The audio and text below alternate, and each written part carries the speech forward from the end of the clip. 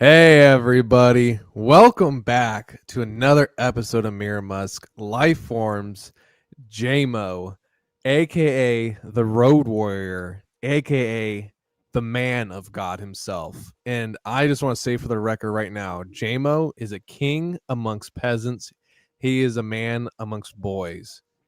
And he is truly one of the most viral, one of the most, I would say, one of the most intellectually adaptive, brilliant mind that we've had enter this sphere, I think, in forever. I think since the beginning of this sphere in general, of the Dabbleverse.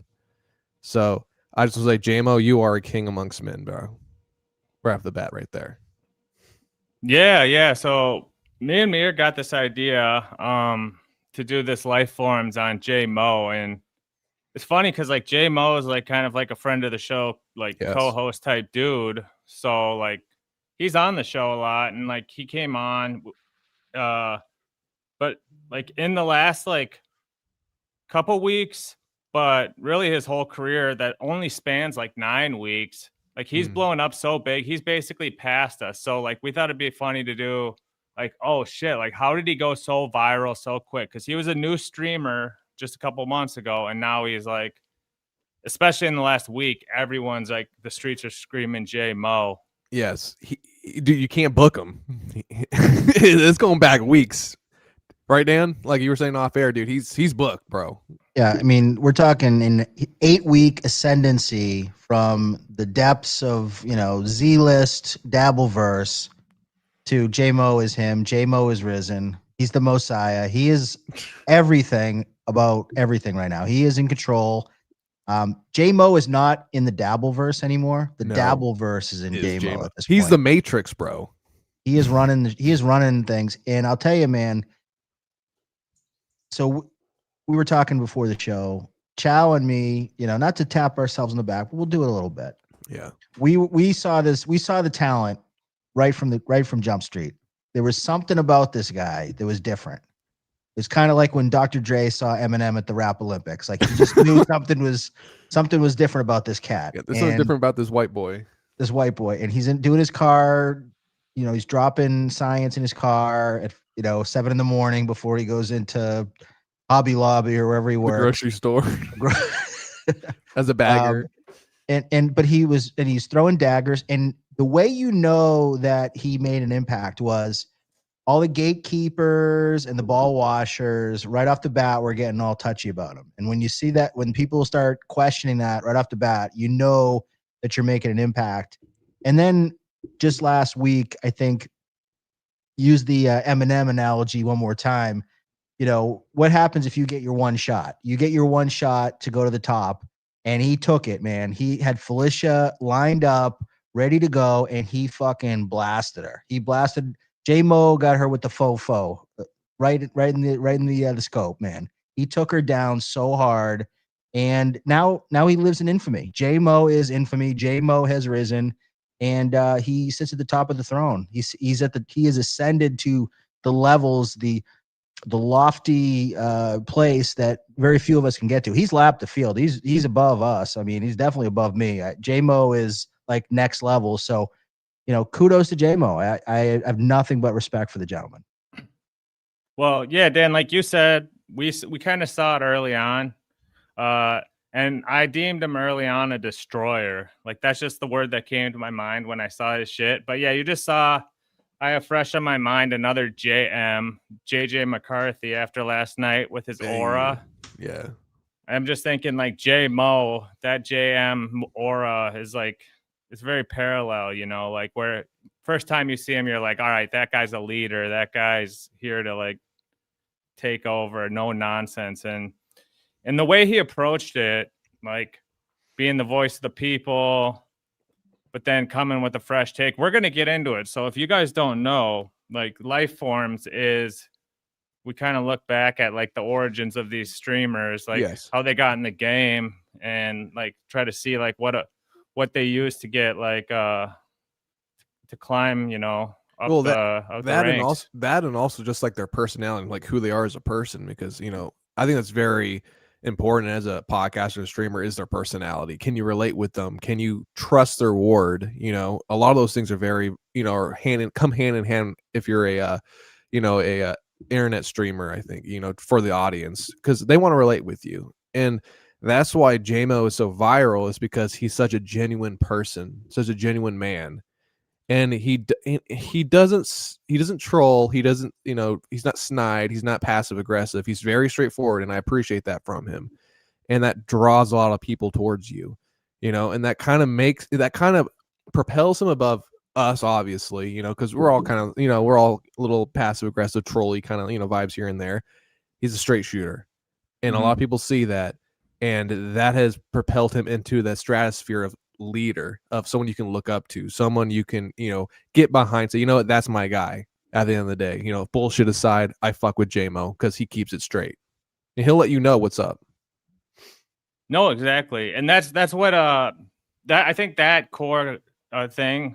At first glance, you know, you get your first impression based off all of the things going on, and I think a lot of people came about him around the same time I did. Now, I'll be the first to admit, Dan was a little more OG than me. He had caught on to Jay Moe's YouTube, and I think most people probably discovered Jay Moe through YouTube.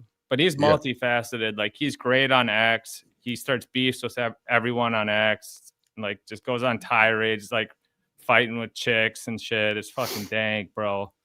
So but his main thing is his YouTube. And unlike most of the people in the dab, like, he didn't start off doing live streams. He started off doing a new style. The good old in the car video, the classic. And that's why I love him, man. He's a classy man. He's like Humphrey Bogart, dude. Pure class. Yeah. He's like a Shaolin monk showing the new kids an old style that they haven't seen in a while. That they didn't know what to make of this guy. He just comes out of nowhere and he's just dropping 5-minute dimes on people left and right. And and I mean, some of the I mean, you go back and watch even the early ones, you saw it right from the get-go. I mean, he would find that thing to hit on someone, and he got him. Like, he got Kevin, he got Steel Toe, he got Chad, he got Gino. I mean, he was just going for the jugular. Like, he was not holding back, and you gotta admire that. 100%. And real quick before we start, Chow, I want to address the super chat real quick. Where is it? Jay Moe, literally Jesus and died for our sins. Yes, I 100% agree. In Moe we trust. I mean, in Moe, we're huge Moe guys, and we have a lot of ideas of how Moe is like. We like to commend what he's look back at what he's done, but where he's going, bro, this shit's like, it's just getting started. So we're along for the ride as you know, hang our honors as much as we can be, but we're just here to honor him tonight mainly. And like, when we look at his shit, bro, like, the first thing, now if you're a Mirror Musk fan, you've watched our show. We had the first live stream with Jay Moe as a guest, and he's been a reoccurring guest panelist on many shows we've done, and we've watched a lot of his old videos. So you'll probably remember some of his videos, but his number one most viral first introduction to a lot of people was also his most popular video, and it was my message to Kevin Brennan, the sad little former comedian. You guys want to watch? Yes, I remember this one. This was fire, bro. Yes. Classic. All right. Yeah, this brings me back because, this was the first one I saw. And then, of course, right after, I was like, this is gold. And I went back and watched all the ones previous. And that's where I discovered Dan. You had been like watching his earlier works and like giving him praise and seeing the brilliance. So I was like, holy fuck, dude. Like, Dan knows this guy. I knew Stealth was boys with him. And I was like, dude, this guy's fucking dank. And speak of the devil. There he is. King Moe. Yeah. There he is. King Moe. Yeah. So this is the main one that really set him off in the zeitgeist. And it wasn't just this video. It was all the people who covered it and the fallout that kind of made Moe into a man, you know. So let's watch it. Really, Kevin? You blocked me? Really? I don't even say anything mean. I'm gonna say mean shit now. Fuck you. Damn. What a weird little old man you are. I'm sorry if I don't kowtow to your every desire, but you blocked somebody who didn't even say anything nasty to you. By the way, great What a moon little roof. loser This you car, are. I love it.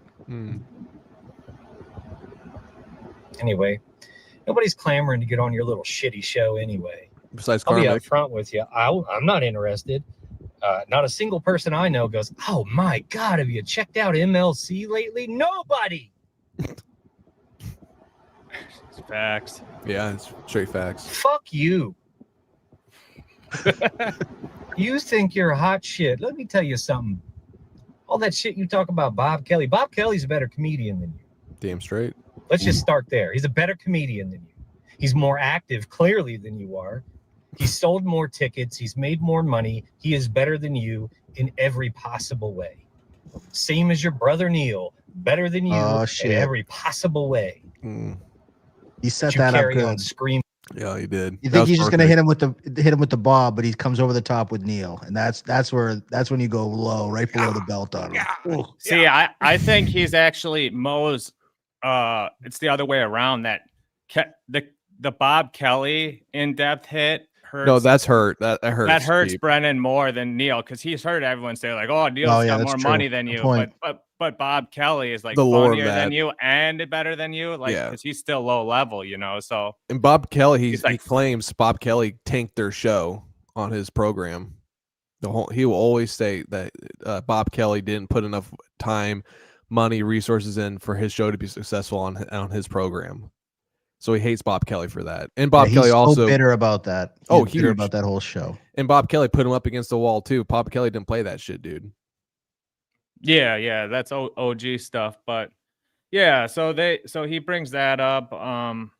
But Brennan drew first blood. He blocked him, so you know it's fair for him to respond to the block. So let's finish this up, and then I've got a take on this moment and the subsequent 9 weeks of MLC and how shook Brennan's been, directly correlating to this moment. But we'll keep playing. With your little blotchy face. Fuck you. Nobody needs you, man. You are not setting anybody's career off. I swear to God, I thought this was fucking comedy podcasts. Everybody's blocking everybody. Like, HROs, like, I don't know, man. That's sad. That's really, really sad, dude. I don't even care that you blocked me personally, but just the fact that you're running around blocking people that disagree with you is sad on a lot of levels.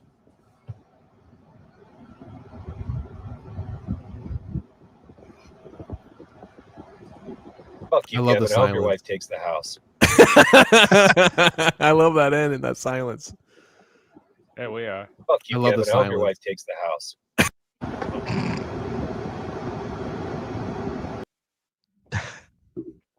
That was brilliant. Honestly, you couldn't have said it better.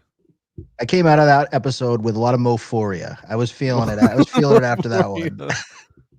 Yeah, so I remember first seeing it and I'm like, holy fuck, this is hilarious. Like, because it's like, it's such a good take from Mo. Plus, I didn't know who he was, so I was like, holy shit, this Yeah. is like some fan or something. And like, he knew all this shit. And then going back, I realized the mastery of Mo, looking at his the rest of his YouTube, because you find out like he's not actually just like beefing with Brennan, right, Dan? Like, who would you say his first OG beef is with? I think and I know, but I want to see if I'm testing you. His first OG beef. Oh shit. Wasn't it Gino? That's Or his Dad? first. No, his first videos are kind of concerning Toe. Oh yeah. Oh, Ricada yeah, and Toe. Toe. Yes. So, Yeah, he got mixed up and in Toe, and Toe somehow Toe heard about it, right? I mean, it was kind of random. Well, yeah, and we had theorized that like Toe had seen this shit before, because if you look at all of his videos, that viral one that like everyone started covering and kind of built up Moe. That was before that he had like 8 or 9 different videos, right? And the brilliance of Moe too was he came out, he was doing a video a day. Like he basically was doing like one a day, Monday through Friday. Like it was like I was calling it Moe Mondays. You come back for the weekend and you have like the Moe video and you get the alert at like 8 in the morning Eastern time. It's like, oh, another Jay Moe just dropped. And he would go like, it's very easy. And I fall into this trap where you pick one person and you just start like going at him like all the time. It's like Gino.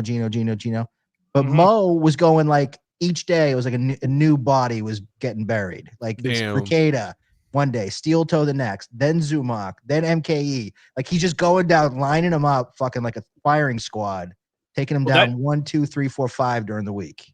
That's what's brilliant, bro. That's what I was gonna make that point. So if you look at his videos, like of course he does the one on Brennan. Toe covers it. Toe has animosity to him because he had covered some Toe previously, but he kind of did a good job of like jumping from the biggest, like the best guys, like where the voice of the people is right now. Like there's a lot of people talking about Aaron and like all of his shenanigans and how he's bad. So he kind of went and did that. Not that he's inauthentic or anything. And then he switched it up and he went to Chad, who was also blowing up. And then MKE, who was like blowing up at that moment. So he had to give his take. And his takes are always the best takes. And they're short, succinct, and to the point. But you see, he doesn't get too caught up. He does a Karmic X video next. Then he does a Joey C video. Then he comes back to Toe because Toe is always, look at how many people he always cycles back to the classics. He always comes back to the ones that he loves. And yeah, Steel Toe, he'd give it a week and then he'd come back fucking firing with new shots at him. It's just classic. And he didn't give a fuck because he would do like, this is about OG Mumbling Nick. Remember him? Oh, yeah. Yep. He took him out quick. Felicia. So he's Stevie Lou's one of his beefs. Stevie Lou, yeah. People have been saying he's like the Dollar General Stevie Lou. Yeah, I've heard that shit about like the way he looks. I mean, it is what it is looks wise, but I mean his character and how he portrays himself and how he dictates the room is totally different from Stevie Lou. But Dan, you want to say something? Yeah, I want to answer somebody made in the chat. And so like there's some people in the chat, I can already see it, that they're like, is this a goof? Is this a work? Oh, the number, YouTube must be taking away his views because you don't have any views. I did go on the Jay Moe page. Yeah, he started off he's nobody. Like, who was Jay Moe? Nobody knows who Jay Moe is. No. He's getting like 30 views, 40 views, then it's 60 views, then he's getting 150 views, and he's getting 200 views. That's a big jump, dude. That's a big jump for a nobody to come out and like, it wasn't like even people knew who he was. Like, and those views aren't just randoms, that they're actually watching it. So that's a lot, honestly. Yeah. You know. And also look at how many comments on his videos. Every one of those videos has like 7 or 8 comments. Like people were like, they weren't just, you scroll it on and you didn't watch it. People are sitting and watching. I would say probably commenting. Yeah, and commenting. I would say of the 5-minute, videos, people are watching 4.5 minutes on average of those videos. People are watching them to completion. So that's big. That's big for the algorithm. Well, 100%, I agree with that, and it's beautiful how he does it too. 5-minute, 6-minute videos. People are gonna stay and watch that whole entire thing. I mean, that's not long for an attention span, and they're commenting, like you said, Dan. Even though he doesn't have that many followers, via what it showcases on YouTube, or the view count isn't like, hitting 5K or whatever have you, but all those people are engaged in his videos, and that can be said. That can't be said for a lot of podcasters or people on the internet. You have to determine, if we're getting like 1,000 views, how many of those people are just clicking it, watching for 1 second, then hopping right back off. But I guarantee you, for his videos, they're staying and watching, and that's big. And the brilliance of it is the simplicity. 5 minutes, perfect length for people to watch. You don't have to. You can watch the whole thing. Same time every day. He's doing morning. That's why I said to him, I said, don't fucking stop doing this. Like, you can do your live shows, but keep doing these 5-minute fucking hits in the morning. That's where you're building your audience. That's what people are into. So he's building a following. He's getting momentum. Pun intended. I mean, the Mojo Rising is happening right now with Jay Moe. Yes. Yeah, he is. It's and we'll get into some of his live stream game too. And I've seen some people in chats like, I don't know, like what's so great about Jay Moe? And I'm like, well, it was someone who didn't have a Twitter who was asking me about it in the live chat. And I was like, well, part of the Jay Moe is you got to see what he's doing out on Twitter too. That's a big thing. Yeah, that's part of his game too. But one of the things when Jay Moe came along, I looked at it, I called it like the Moe effect. And you could get a gauge on any of the hosts based on what their response to the question, like, what do you think of Jay Moe? So everyone was asking, like, Jay Moe blew up. He did that. Toe was covering him. And when Toe covers you and he starts beefing with Toe back and forth, all those other shows cover. So people start hearing Jay Moe. And I was interesting because like half the people would like play dumb and be like, no, I don't know who that is. They try to do that gatekeeping shit. They're like, oh, I don't know. Like Keanu did. You know, they just gatekeep. Like, no, I'm sorry, sweetheart, but those gates are wide open right now. And no matter how many times you deny something, does not dictate that it's not reality. It is reality. And the J-Mo's worst here. gatekeepers are the people with the worst numbers, like Gino and Kiki. Yeah. Like, dude, you're getting little mere nice podcast stupid numbers. Like, you're not really killing it. No. So and you have the name recognition. So what the fuck are you talking about? Exactly. Bro, we're on here once a week or whatever. I mean, you guys are on here 24/7. Like, come on, bro. Stop being fags and acknowledge that Jay Moe is somebody who deserves your respect and that you should showcase it towards him because he's your he is peer. a genuine. Yeah, Jay Moe's your peer at this point. He is your peer. Yeah, I agree. You should showcase that and not be, you know, like, oh, you know, get on your knees and fucking start sucking his cock, you know, not that, but, you know, just acknowledge him for who he is and what he is to this realm. And I mean, you wouldn't look as retarded or as faggotry as you're portraying, just being honest. Yeah. So to piggyback on what you guys are saying, one of the guys who's like the most apparent example of this shit is none other than our favorite life form of all time, the Final Blob. That fag. Yeah, so he tried to I'm trying to find the reply in a tweet on it was on X, but I'm blocked, so I can't like do the control F on or the find. Oh, here it is. Anyway, he told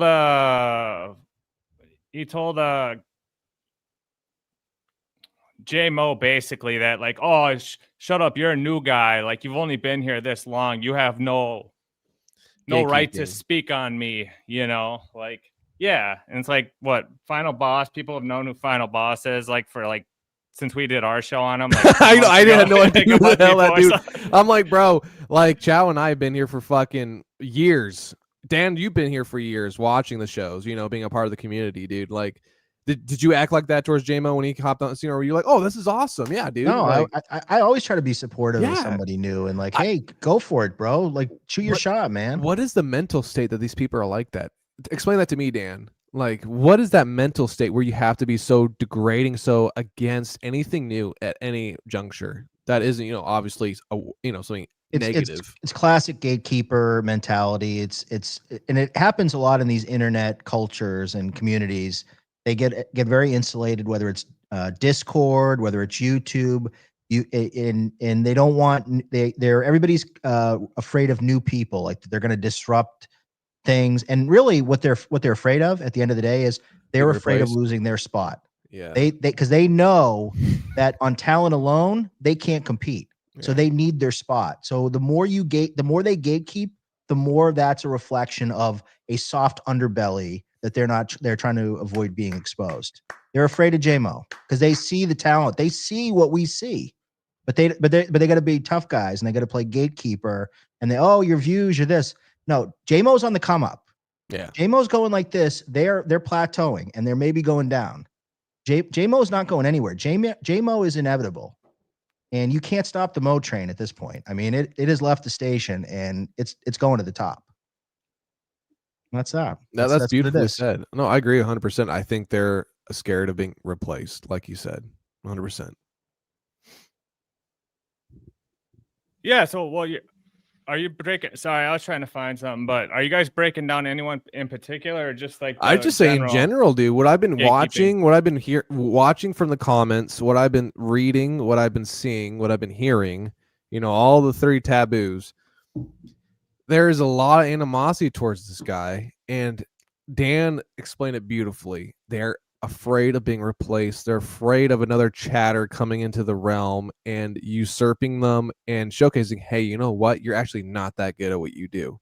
You're actually forgettable. And you see me, I'm being real. I'm being me, and no one can stop me. I am a better version of you. I mean, he doesn't want to be these losers, obviously, but he's a better individual than they are personally, you know, internet wise, just in general. And they find that, like Dan said, they find that threatening. They can't have it. The biggest problem I have with the Dabbleverse and why I fucking hate the word. I hate I don't hate all the personalities, but I hate a lot of the Dabbleverse culture is because there's so many of these fucking gatekeeping faggots that look at it as a zero-sum game. And it's like, we're going to fight over the same 2,000 people, and there's 2,000, and that's it. Yes. Real motherfuckers want to grow this shit. Like, hell yeah, dude. Raising boat rises everybody up. Every chatter should have a show. Everybody, let's all fucking oversaturate it. Let's get more people, more eyes. Right. If you want to do a fucking show, then do it. If you're going to be a fag on your show, then people are going to call you a fag on your show. I mean, that is what it is.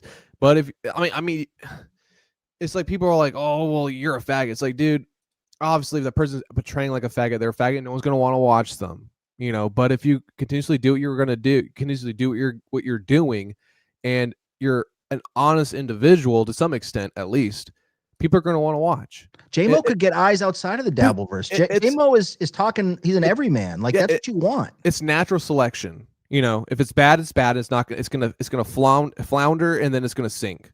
If it's good, it's gonna keep going. Or if it's just decent enough, it's just gonna tread water. You know what I'm saying? So, and like you said, we need that. We need to stop gatekeeping this verse or just this realm of the internet and let it expand, because that's how you grow a community. That's how you get more people intertwined into this stuff. Because there could be thousands upon thousands of people who enjoy this stuff that everyone does. And this is another thing I hate about fucking Buckman. I gotta get this off my chest. Sure, about go ahead. Shmuel Buckman. He treats this shit like it's the fucking, you know, it's the most important thing in the world, and all these personalities, and the guy that looks like an orange is important, and the potato guy, and the cartoon dancing guy, and Kevin and Melton, and everybody is, and Shuli and Carl. Like, it's like we're talking about Masterpiece Theater here. It's a bunch of fucking retards, you know, who got popular during COVID doing streams. That's it's all like it is. it's like they're like Da Vinci or they're Van Gogh painting an insane painting. It's like you can't have anything. You know, you have to just look at it and appreciate it. No other interjection into it. It's like, he'll have, dude, like, they're not making hack ride guy on his show, and he treats it like inside the actor's studio. It's like, what are you fucking doing, bro? This guy's a Frank Capella face. This dude isn't Frank Capella directing an insane film. Yeah, no, I get it, bro. And it's just like, I don't know. I think we should stop gatekeeping altogether. I think we should just open up the floodgates, you know, like the United States did with the immigrants, and just let everybody in. That's what I think we should do. I agree. Let them all in. I hope because here's what's going to happen. I'm going to take that point and take it to the next level. Sure. Nick in Fort Wayne, Colt C, Mint Diggity, everybody get a show. Buy a fucking microphone like I got. Get a YouTube premium subscription and start streaming. And let's let the cream rise to the top. Everybody do it. Go out there. Everybody should do a show. And because you know what will happen is it's not easy. And if you're only doing it and 10 people are watching, it gets frustrating and then you give up. But most of the people that have stuck around, like Melton doesn't have 900 viewers because he's the greatest person in the world. It's because he's been doing it for 20 fucking years. Yeah. Like, he never stopped. So it's all about perseverance. That's how you build the audience. I told Jay Moe's like, you know, I got to get money. I got to start making money. I said, no. Focus on making good content. Make good content regularly, and you'll build an audience, and people will find their way to you, and then you'll make the money. You're not going to make the money just like doing your car streams overnight. Like, you got to do it. Like, it's going to take a year or two before you start raking in the cash. And Dan, that's beautiful. Like, because like with Chow, you got something to pull up for us? No. Go. No. I was going to say it's like with music, man. when I first started making music, dude, I wasn't an overnight sensation, right? It took me years to get at least to, I hit around 100K views on like a few songs, and that took years to do. It took consistency. I didn't grow my fan base over fucking night. It takes time. You have to do it over and over and over again. And like these people who assume that shit's just going to happen overnight, that's not reality, dude. Like you have to keep just doing it. Hopefully something just hits. And then you get your views. And if you're in it for money, then you're in for money. You can go from there. But in the meantime, keep it basic, keep it simple. Just keep producing your stuff and keep being you. Amen. No, brother. totally. And everything starts off. So we covered on another one. I think it was our first Karmic one about how people go in these like phases. Like first you start a channel and you start talking about whatever, like what's going on in your life and who you are. Then you start talking about trying to get to like 500 subscribers so you can get monetized. And that's the goal of like what you talk about and like focus on. And then eventually you talk about like what you're going to do in the future. Like I'm going to build this awesome studio and I'm going to be like getting women in here and dancing and all this. And so you go viral. And then, then FK Mommy's going to be sending me nudes. And, dude. Begging chicks at Academia. Ashley Cummings is going to be sending you her phone number. You're going to be good to go, bro. All that shit. But I'm basically, kidding, man. like as Karmic, like kind of you go through this like progression. Any streamers, like when you run out of stuff to talk about, you start talking about what you're gonna do, and then once people are sick of that or you're done with ideas of things you can do, then you kind of just sputter out. But Mo has been consistent but he's stayed on like themes. So we kind of touched on Kevin Brennan, and his first thing was like his first real beef was like gossiping about Toe and Keanu, and then him and Gino got into it, right? Is that how you kind of remember it, Dan? Yeah. The toe bump was big. That was a big initial push for Mo. That got him on the map with a lot of people because it got clipped, and then people are like, "Who the fuck is this Jay Moe guy?" Like then his name became like a household word, and half the people didn't even know who the fuck the guy was. They're just saying Jay Moe in the streets, like it was the thing. And yeah, the steel toe bump was big. Kevin Brennan's like. Then people started watching I think it was like a clipception kind of thing where Steel Toe talked about him. That got clipped. Then people talked about it like, who's Jay Moe? Wow, who's this guy? Oh, and then Brennan found out about his video, and then wow, I blocked him. What the fuck? And then it snowballed from there. And that's how it happens. And luckily, Jay Moe had enough content that he was pumping out where people could start getting them. Then he started doing the shows. He started, he got his own little studio with the Spider-Man headset that he stole from his kids, and then he started doing BYB and stuff. And now he's a thing. Jay Moe is a guy, and he ain't going anywhere. And now he's in high demand. I mean, I was saying before the show, dude, he's got bookings all this week. He's going to be on Pretty Antisocial. He's coming on my show. He does BYB 3 nights a week. He's doing other shows. Everybody wants a piece of Jay Moe. People are worried about having FOMO. Their fear of missing out on Mo. They got to get on the Mo train, and that's where we're at right now. He is on the come up. He is ascending to the stratosphere, and people are trying to get on that hype train. Right, I agree with that. And then you have people in the comment section like, and I'm not shitting on Ozone here. Christ, what do you say? Let me go back up a little bit. He's a Buckman guy. Yeah, you doing a show about Jay Moe. This is a parody of a parody of a parody. No, it's not a parody. This is truly I need you to have an open mind here, sir. A lot of people, everyone watching the show who is anti-Mo, need to have an open mind here. Just watch the rest of the show and just erase that Jay Moe. Whatever you think about him, just erase that and just come with an open mind and just listen. And you can take. Ozone, don't be an Ethan Klein. Fucking put your money where your mouth is. Send a super chat, and then we'll fucking read it, and you can get on the board. Ozone's like me. He's got a super chat addiction. Send some money to Lil Mir, and we'll feature your comment on the board. Otherwise, we know you're a Buckmanite. We know you're Buckmanite. You wear a little hat for Shmuel, and you're down with all the you got the little hat on top. Yeah.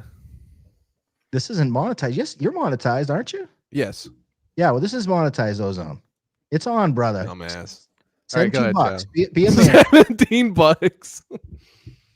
Well, I want to touch. We're gonna watch a lot of this one because, as much as like he kind of came on the radar of beefing with Brennan, he ends up jumping to a bunch of different people. He has the beef with Clearwater Chad, Keanu, OG Mumbling Nick, all these, everyone all the time. But it comes back to Brennan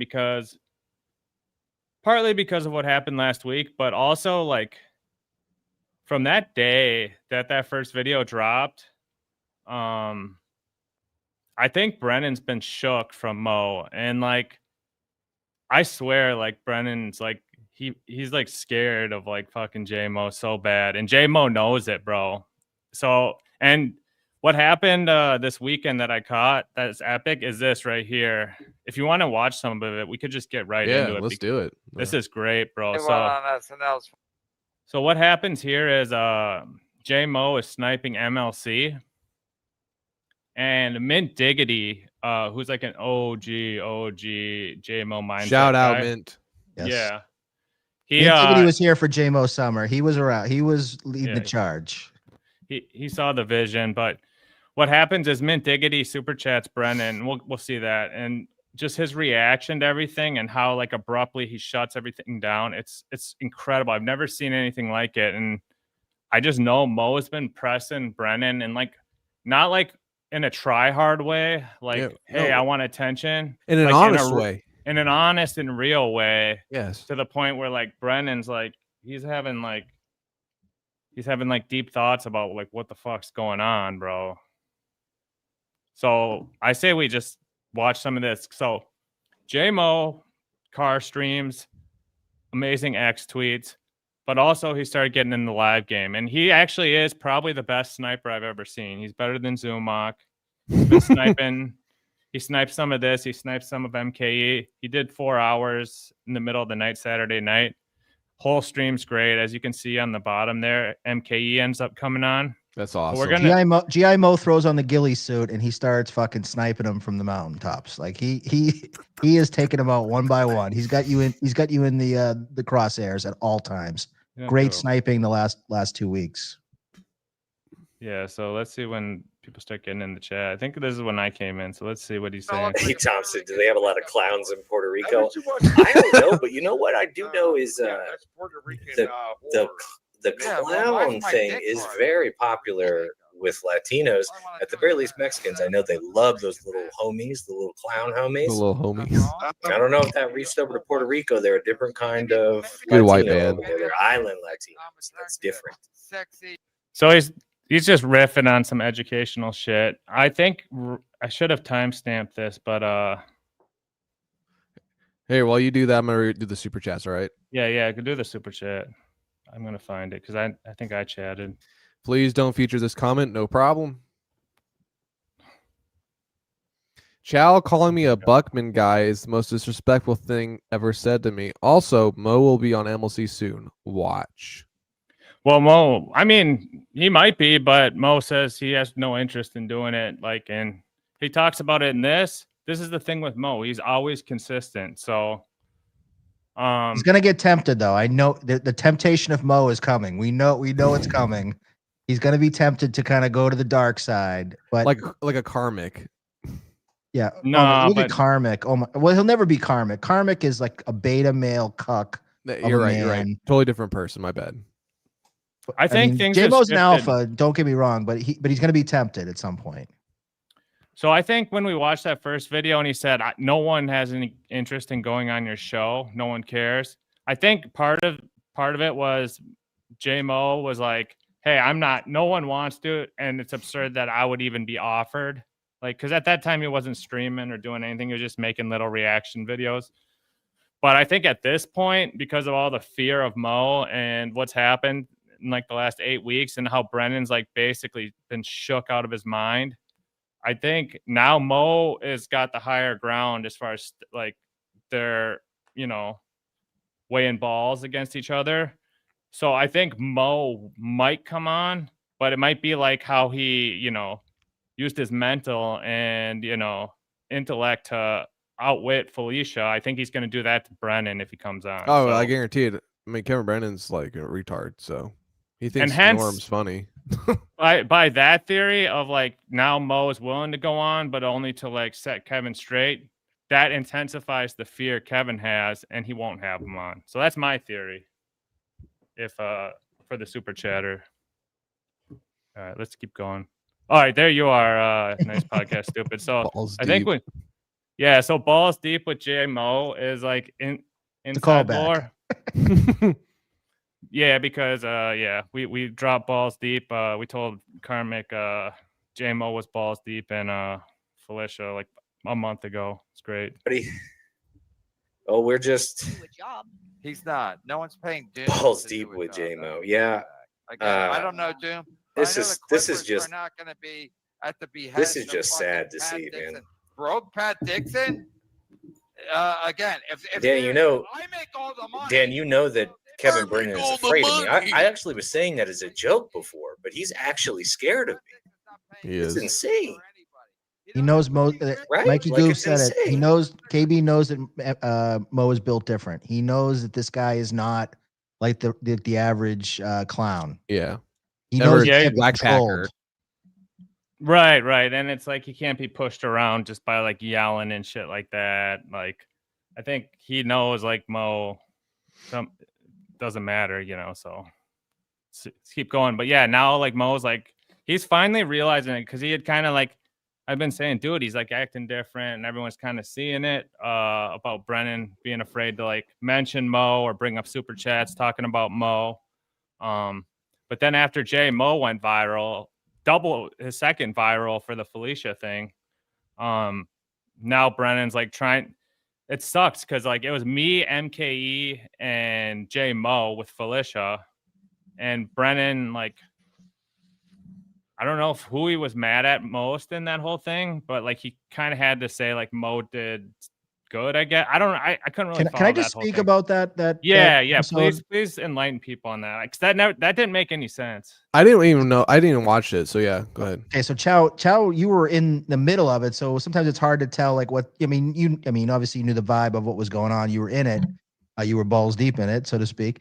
Yeah. It was MKE.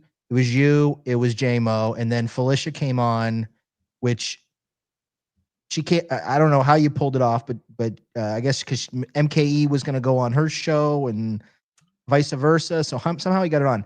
In spite of MKE being punch drunk, he was like he kept saying, "Oh, I got to go to bed."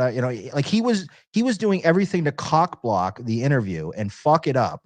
In spite of MKE, you Chow being kind of the straight guy, Jay Moe comes over the top, like you read about. I mean, off the top ropes, firing daggers at Felicia, putting her on the spot, interrogating her basically, like and calling out her passive aggressive bullshit.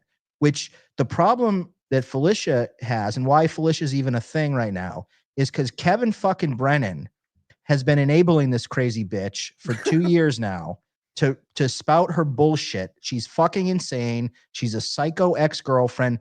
Pat Dixon may be the worst boyfriend in the world. Maybe he beats women. I don't know. He You're seems right. like an okay guy to me, but whatever. Yes. But even if he did, they've been broken up for 2 fucking years. And this crazy fucking broad gets to go on MLC, And run his name through the dirt. run his name through the dirt, is not questioned on anything. And Kevin, wow, I don't know. And he plays dumb on everything. He enables this crazy bitch. She might go out and fucking kill someone. That's how crazy she is. YouTube terms of service. She's a nutcase. Jay Moe was the first one with the balls to fucking go at her full bore, call her out on the fake relationship. Are you in a relationship? And guess what? Guess what happened? She couldn't even say that she was in a relationship with Karmic. She played her passive aggressive Ouch. bitch bullshit fucking mind games, and she played it back, and she got fucking ravaged. And I'll tell you right now, Jay Moe, with that shot on Felicia, not only did he take Felicia's legitimacy away, he struck deep into Kevin Brennan. Kevin Brennan was exposed in this because all of Kevin Brennan's shenanigans, now people are starting to question, hey, wait a sec. maybe Kevin Brennan has been enabling this fucking crazy broad for the last 2 years. What have I been doing? Why am I sending him money? People are starting to question him. The numbers are dropping. The revenue's dropping. MLC is at a crossroads right now, guys. He did a very short show yesterday, and today he had another shitty show. People are starting to tune out on MLC.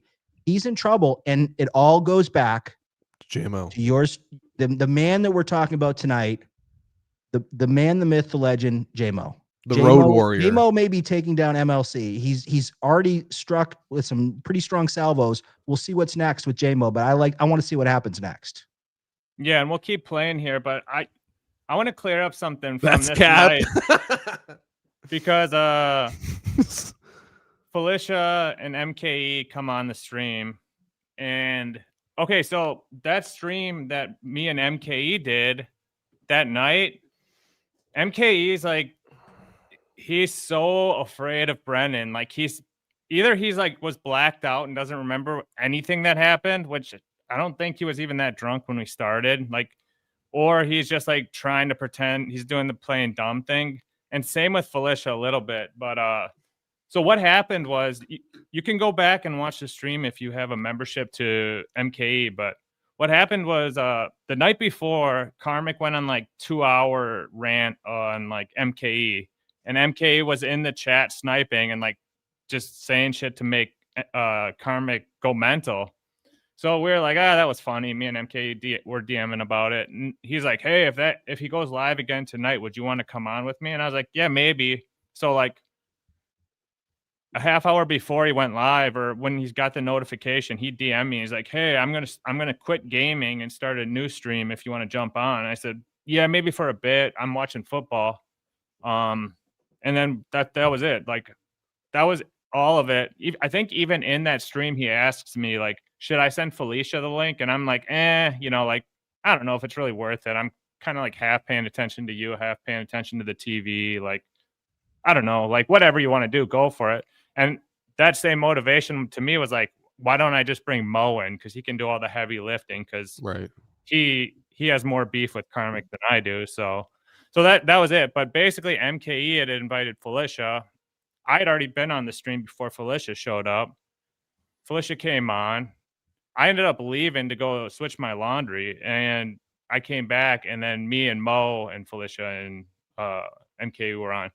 But like MKE was like trying to like act like, oh, I don't know like how they got on the stream, and like they just clicked the link. Shit. But I get it. Like Brennan was pressing him hard, bro. Brennan's losing grip, dude. He's losing his grip on his minions, and it's good to see, because people need to stand up to this garbage. Like Dan said early on this show, we're tired of the gatekeeping. Open the gates. Let everyone flood in. Stop. Just let it happen.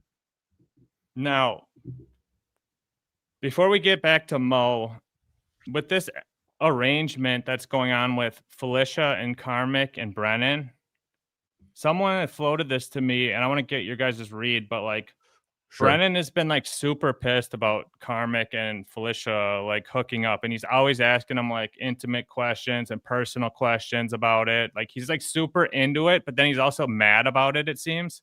Is Brennan like jealous that, because I think he wants to get with Felicia or whatever. Do you see that ever? Or? Here, Dan, you answer that, then I'll answer last. Yes. Yeah. No, there's absolutely Kevin Brennan.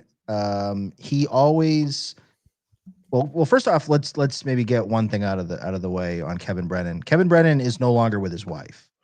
I've been seeing you saying about that. Yeah, so that's basically confirmed. My sources have confirmed that Kevin Brennan is living a solo life. He lives by himself. He's no longer with his wife. Her and the kids are in a separate place. So that's why he's able to do 2 or 3 streams a night. Why he's able to go at 3 a.m. on a Saturday night. His wife and kids aren't there. He's got his own pad. And the wife is, I don't know if they're fully divorced, if it's a separation, if it's probably separate living, activities. Maybe it's the nesting thing that couples do sometimes when the kids get old enough and they want to sort of live separate lives. But Kevin is flying solo now. So of course he's keeping his options open, and he sees someone like a Felicia who is definitely I mean, like she's Younger. good and she's attractive enough where you know, Yikes! maybe you would Come on, well, I bro. don't know. If Looks you're like a meth head, dude.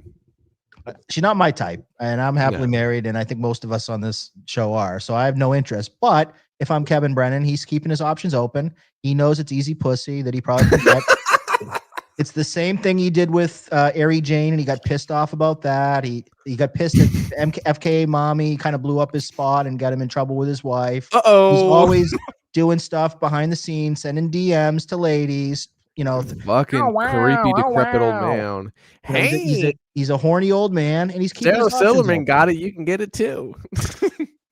Okay, so I want to change on your theory a little bit because I don't know any behind the scenes things that's going on with like him and his desires, but I He's do a horny know old man. maybe, but also this guy said about the content. Yeah. I think what really made him pissed was like he likes to have control over like his minions, you know, like Sure, of Clearwater Chad and like any good Ray. any good dictator would, who, you know. Yeah. So I think when MKE had like his chick minion, basically, like Felicia, like on to like talk about like something that would have brought him a lot of super chats, he's like, what the fuck? That's like disloyal and like you disobeyed me. So I think that's why he was actually mad. Because if you go back and watch the stream with MKE was hitting me up the next day and he's like, dude, why is Brennan pissed at me? Like, that was a great stream we did with Jay Moe and Felicia. And like, I was like, yeah, I mean, it was chill. Like, yeah, there's some good shit. Like, we talked about cigars and like all that shit. It was fucking dank, but yeah, whatever, man. Like, it was fun. You had fun, right? And he's like, yeah. But like, Brennan was super pissed about it. So like, I think it was that more that like they went behind his back and did live streaming without Brennan got him. scooped. He's been setting this whole thing up for that scoop, and fucking drunk MKE fucking stole it from him. So of course, yeah, he's pissed. One of his little I get what you're fucking saying. Yeah, I get one of what his you little guys are saying talking now. monkeys fucking stole the script from him and didn't stole get the a chance. banana. That probably could have been $1,000 in super chats he could have got out of Felicia that he's been setting up for. So Damn, I would get even it. argue Oh, Felicia shit. did it not only to fuck Karmic, but to also fuck KB, to also passive aggressive on Whoa. KB and fucking cuck him out of money as well. So the animals are Felicia's loose playing in all the angles. zoo. The animals are loose in the zoo, and Kevin Brennan's getting pissed off as the zookeeper because he can't bring them back. The monkeys are all out of the cage. They're running around the zoo, fucking flinging shit at each other, and the zookeeper has no control anymore. That's what's going on. I love it. I love that analogy. Yeah, 100%. I agree with it. Well, this was a great episode of MLC because we got to see, you know, all three of these guys on there addressing the situation. Of course, like Karmic's takes on everything are like Garbage. it's like he's reading a script of like something someone told him to he's say. Coked, bent out right now, dude. He's coked up and bent out right now. But this isn't Karmic's show, so let's watch a little of this with Jay Moe because Jay Moe is like finally like realizing like, holy fuck, like this dude like is actually afraid of me, like talking about Brennan. Go fuck yourself. I mean, literally, he is afraid of me.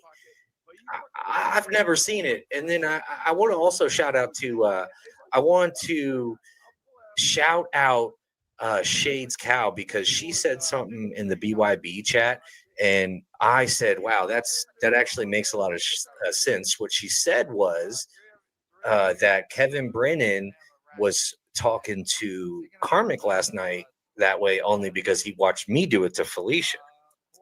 And I don't know that that's necessarily true, but it is definitely something to consider. It's definitely something to consider. What do you think of that, Mir? Do you think Brennan might be trying to like steal a little bit of Jay Moe style? No. I mean, yeah, but at the same time, like you said though earlier, I mean, you said it perfectly, bro. He feels threatened by Jay Moe, and Jay Moe is acknowledging it 100% right now.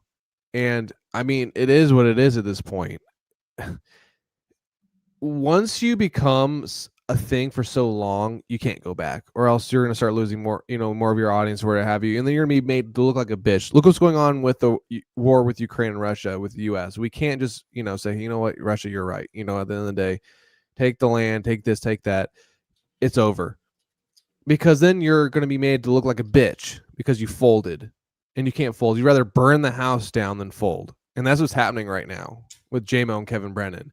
Kevin Brennan has gone to a point now where he is either at a point where he needs to either burn the house down and or fold. And the option A for him is burn the fucking house down, because he is too proudful in himself to say, you know what, you got me, Jay Moe.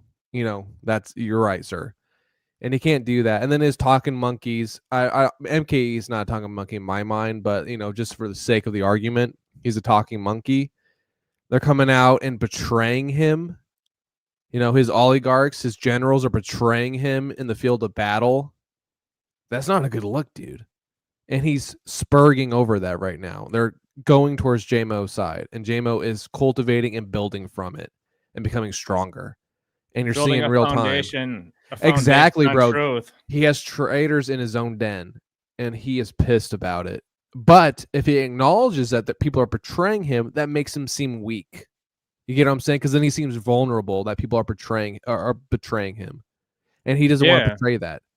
But it's risky because he's losing a lot of his like gas, revenue. And if he doesn't have gas, like yeah, exactly, it's rough. He's in a tough place. I mean, you can only have so many people be loyal to the point where, you know, it is what it is. And so he is walking on a tightrope right now with this Jay Moe shit. And I guarantee you, I'm calling it right now, he's going to trip and he's going to fall. And you're going to see the outcome from that.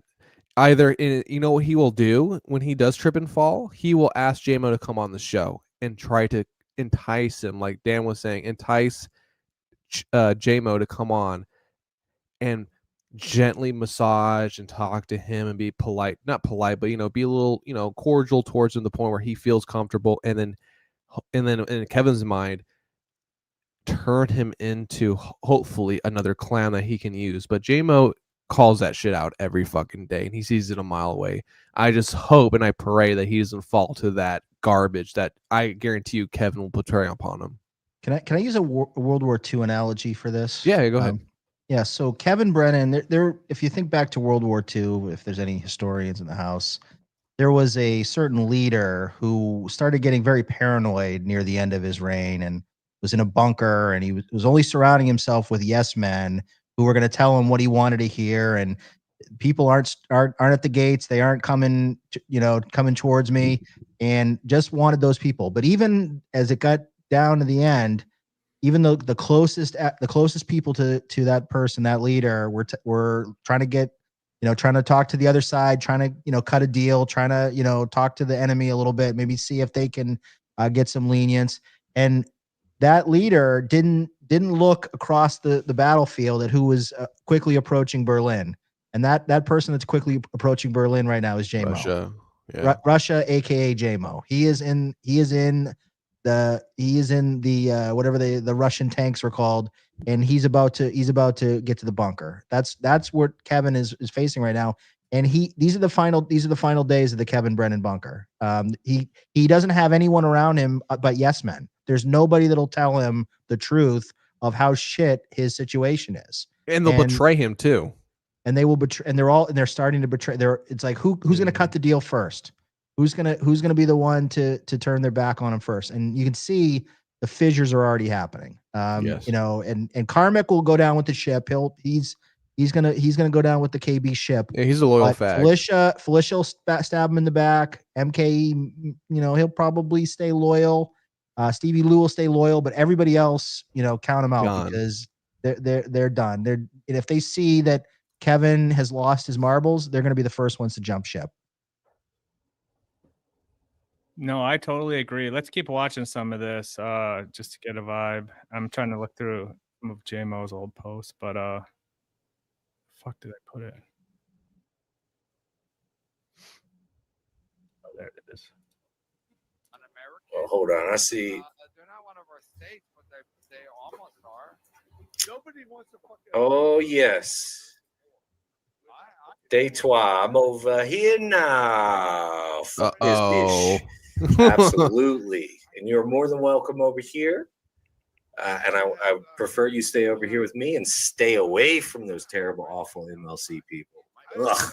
there, but I'm asking you a question, you fucking idiot. The first woman I hooked up with was half Puerto Rican, by the way.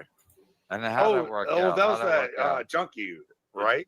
God damn it. Yeah, That was a junkie, wasn't it? I guess Oh, so. no It junkie, works but out. she was missing a tooth. well, you And now somebody go ask him where's this tough shit that he was talking when he was by himself? Where's all that tough shit that he was talking about MKE and he was going to do this, that, and the third? There's a cat. Where's all I mean, Mo just spitting facts as usual. You remember that? Yeah, and on this episode, if I remember correctly, they brought on Karmic because KB is waiting for Karmic to be the Karmic that he does on his own show, where he's He you won't know, do it. but he won't do it. He comes on, he came in hot, like screaming at Mr. Kill. 5 minutes later, he's giggling at he's hee-heeing on every KB He's a joke ball washer. and playing grab ass with Mr. Kill. Like that, he's a cuck. That's Yes. it's pure and simple. Well, and MKE came into this show because he'd hit me up before. Like I said, trying to figure out why Brennan was mad at him. And I was like, whatever. Like, I think it's, who knows? It's just whatever. But he wanted to come on and like hold his ground of like he didn't do anything wrong by having Felicia on. And Brennan tried to do all these games of like making him pay money and do all this shit. And MKE kind of was like pushing back the whole time. So, Good. Yeah, it was great. But Brennan can kind of tell MKE's his best guy right now since Ray. If you look at it like in generations, like Ray and Chad basically kind of evolved for better or worse out of MLC. Like they kind of moved on to their own, or they just got used up and thrown out. Whatever perspective you want to have on it. And then Karmic and MKE were coming up, and they were kind of replacing those two guys. And now MKE is kind of like ascending. He's like kind of following that Chad way of like where now people fuck with MKE because they know he's based. And Karmic's ascending too. Like his numbers are up, and people like him for his reasons. But like Brennan's got to be careful. He doesn't want to lose control, of all these guys. Yeah, MK is the funniest guest in MLC. Yeah, That's whenever crazy to me. because he just he goes off. He just starts screaming. I'm sure we'll see some of it here. Yeah. that tough shit now? It's He's right there. Where is all that tough shit now? What the can't chatter go says, it's clown makeup at MKE. All the people you really shouldn't talk about having self-respect. You debase yourself daily. Well, I don't know. I'm depressed. I am. I'm depressed. And I've been in a bad place for a while. Axl Rose. Himself. You're not supposed to go like, yeah, you got me. No, I've been. King Yeti. How did KB and Axl Rose on his stream? That's funny. I Yeah. don't know what you want me to say. Yeah, she's got it's the eyes, isn't it? It's like the eye, something about her eyelids aren't right. And I can't really nail it down. Dude, he's just Something cooking, bro. about- This guy gives no fucks. something about He's her just eyes, cooking. excuse me, is not. They're not correct. They make me uncomfortable. They're not That's very correct. bad. I love J Mo. He's so Yeah. tough. Mo, I can give you a word. I'm gonna push up. I had Yeah, that push on up. Tactics. He can't. He does not. I think unfortunately at some point Mo has one of his chats up to cover up Mint Diggity, and he mutes the mic, so we don't get to hear it. But what happened is like Brennan's doing the stream and he's like having a good time, and then all of a sudden it says Jay Moe is sniping you, and he reads it and like his voice goes down like Jay Moe is snipe, and like he didn't even finish it. And like basically he just gets out of there. Like watch as his demeanor changes here. All right. We Shut the wanted. fuck up, asshole, motherfucker. What a. Pat Dixon should get half the net for this episode. Yeah, Pat Yes, Dixon needs Mint, it. he's very. He does need afraid. all the help he can get. That's odd too. He's a grown man. Nasty and I did that on Pat Dixon's horrible fucking show. No, you agreed to it. Remember, you were on my show. You're like, I got to jump off because I got to do. You couldn't even Yeah, tell me what. I remember everything. Go fuck my sucker. Yeah, I want to go fuck myself. Yeah. Another thing that came up is when that stream or when that super chat came in. I guess it had just happened, but Karmic's like, oh shit, like Jay Moe sniping. So like he started to like go like Hit another line. Yeah, he went to go check to see him sniping and all that shit. You like- can see him like start typing on his keyboard and like sweating and shit. It's fucking crazy, bro. You're right. Well, I was about to say, go No, suck my yeah, dick. I'd rather fuck myself because I don't have to drive to fuck you. All right, maybe I'll go to you and jack you off. Okay. Come all right. on, That bro. sounds like a win for Kevin. That's dirty. No, that I have to wait up for him. You know, he's Hi, Karmic. Hi, buddy. No, the plane flights take care of it. It's Kevin. Watch, by the way, watch please. Karmic's reaction Kevin, anytime go Kevin to Puerto says like Rico, something Gino's a friend of the borderline show. funny. Yeah. He gets giggly. He gets Yeah. like giggly like a little schoolgirl. And he- Yes, massa. Yes, massa. I mean, can we Bad all dude. just can we all be on like level set here? Karmic is definitely a gay man, right? Are we? I Can don't we think agree he's on that, gay. or- I think he's Yeah, I don't a think he is secluded either. person. I think he's secluded, and he's such an online guy that needs to get any type of like, I need to just laugh. He's like that weird awkward kid that walks into a conversation you're having with your buddies and just starts laughing. You're like, what the fuck? All right, weirdo. It's that guy. And that Yeah, I shit don't- happens in like fucking middle school, high school, maybe. This guy's that guy. I think it's just like a little socially awkward, Yeah, no, he's a probably fucking IRL. But when we were on, I asked Gilly like, what's he like? Because you see this where he's just like so. I don't know what would you describe it? It's not even really like gay. It's just like No. deferential. Like he's like laughing and like being like He's so pandering. online. He doesn't have any conception. He has the conception. He has no like concept of what a man is because he's been so online and he's never done a man type of I would say he's never He done lives a on man. a farm, but he's never done any farm work. Exactly, or he's not. He's a man, but he has never done a manly. I would say event, a manly. Just a. Oh God, I can't think of the word. It's like just a manly event in his life he's ever done. He's never fucked a girl. He did gymnastics, I heard. In high Jesus, school. I mean, a lot of fags do gymnastics. What I'm saying is, he just hasn't ever really gained his man card in anything. In any aspect, I would say he does like big cartoon boobs. I've noticed he likes very large Jug World. This cartoon called Jug World with women that have. I don't even know if you can. You know who also classify did the that? size. A lot of simps and a lot of serial killers. Just Just Yeah, I saying. mean, I actually don't. I'm more like Mirror, where I don't think he actually is into like dudes or anything. but no, I think it's just like super like weird, like socially. But I think keep just weird. watching. But yeah, like you said, or what I was gonna say earlier is like Felicia said, he's basically more like he is here than he is on his own show in real life. So like in real life, he's not as like tense and like doesn't get all tuned up. Like he does that, and at least around with her, like he's always like super like polite and chill. Oh yeah, Gino's Buck naked. Missed everything. Half hour ago, I'm living my best life. 3 minutes ago, I'm depressed in a bad place. Look at Karmic. Well, his whole Oh my mood God. changed when he found out I was stream sniping. Me and my 13 people. I was depressed. I was. I'm living my good life. His now. whole I was spirit changed. depressed. That's You're insane. depressed. So yeah, I guess we didn't get to see the great shift, but yeah, basically it drained him, and Mo realized it right away. Like the energy is sucked out of the stream once he knows Mo is watching. He sent this. He sent this at 12:36. He sent it 9 minutes ago. Oh well, I'm correcting the record. Yeah, I was depressed for a very long You're time. depressed. But You're I'm, depressed at 12:36. It's 12:46 now. You're okay. I'm feeling pretty good. But can I ask a question you for digress. the Yes, panel? Yeah. Who's more pathetic? Felicia still obsessed with Pat Dixon, or MKE still obsessed with Mazzy? He still talks Yeah. about her. Although I guess maybe he's gotten over her a little bit at this point.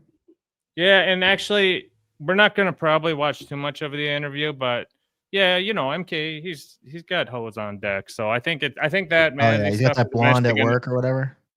Yeah, he's got some new shoddy potentially in the works. So I hopefully Mazzy, like she can be done. But I did see he kind of reverted back to like talking some Mazzy stuff this weekend, which it's tough, you know. That was his rare rose for a long time, bro. But he went on with J Moe, and he was like confiding, and J Moe was giving him all this advice. Did you see that, Chow, by any chance? that's this episode. So what Oh, happens okay. is 4 hours, and yeah, they're on here, you know. We'll At watch the a end, little bit of it. MKE was almost in I tears. know where He you're was going with this, and Yeah, I mean, you're I think absolutely right. he has a soft spot for you for sure. He does. He really does. But He's had my back when it really counted. But he also he definitely enjoys watching you suffer a little bit. He does enjoy watching suffering. He's a funny guy. That's he's half definitely the reason why he's good, though, right? Like that's why. Well, I just randomly picked this part, but this shows the dynamics of Moe, because you know he's like sniping MK or MLC and like throwing in little jabs about people's eyeballs or whatever. Like, you know, he's doing his thing, like interacting with his chat, sniping. But then he brings on MKE, and MKE, for a little insight into this, is struggling at this point with Mazzy coming back to MLC and you know making a thing about him. And Mo's like become like a rock for like him, like to like, you know, try to get him to see through it. And coincidentally, Moe made a video months ago talking about the Mazzy and MKE relationship, and MKE watched it and took it to heart. So they've like built this, like Jay Moe is like kind of like helping MKE like a brother would in a way. Oh, yeah, of course. It's entertainment, but Kevin Brennan has really had my back when it's counted. He really has. Because there's some gray areas that he could have went toward, but he's definitely had my back when it's counted.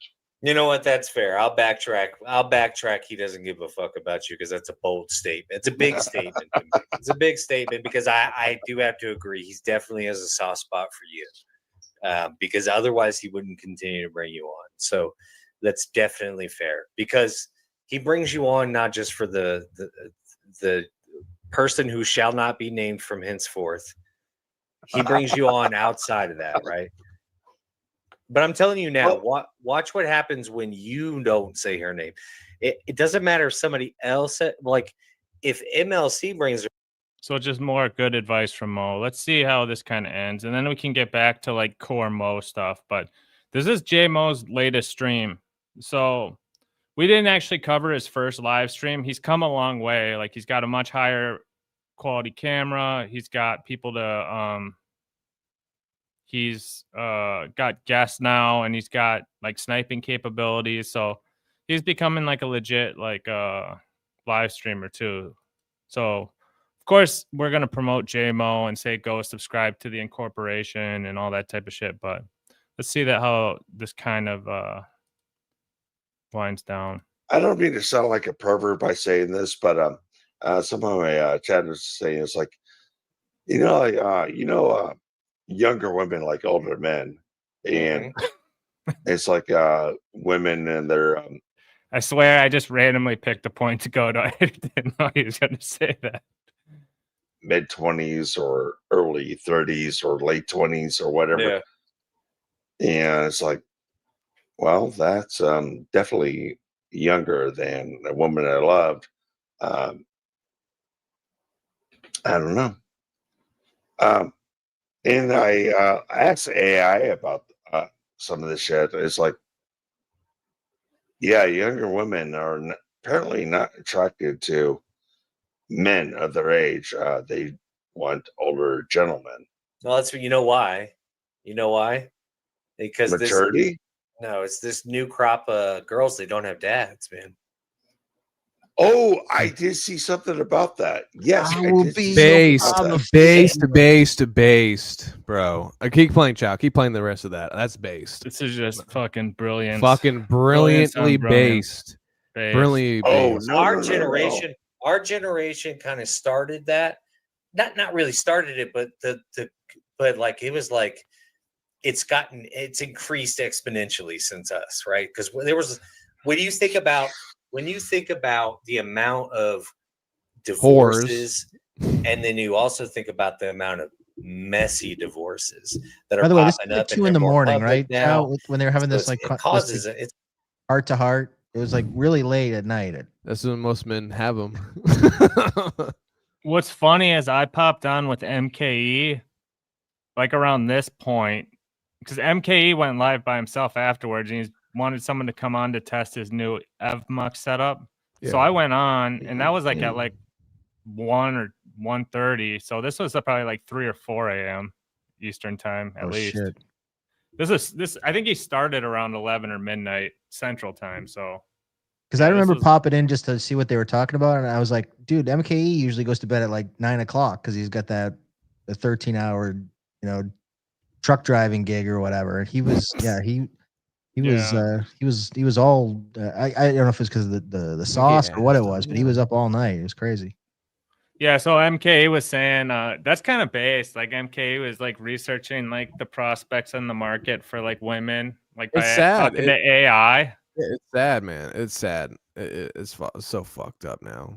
Younger but bless women. MKE, like he's getting like the wisdom. He's not from giving up, Jay man. Moe. He wants to spread that seed. He needs to get, if he wants a younger woman, go out, go international, bro. Don't do American. It's all. Go to church. Go to like get a church girl or something. Get a good Catholic girl. Yeah. Well, MK's like, yeah, that's his thing. Is like he wants to. He's a good white man. He'll find someone. And he only likes like really like white looking pale chicks and shit like that. So good man. Good Aryan babies. It's a ripple effect, man. It's a ripple effect. Okay, and so now these girls, they don't have. Maybe their dad wasn't around because their mom and their dad broke up really early on. That affects kids. You know what I mean? Makes women whores. All right, so I'm thinking about my past 4 relationships. It sounds like there was a lot of daddy issues. Holy shit. 1, 2, 3. Am I remember this correctly? Boom, boom, boom, boom.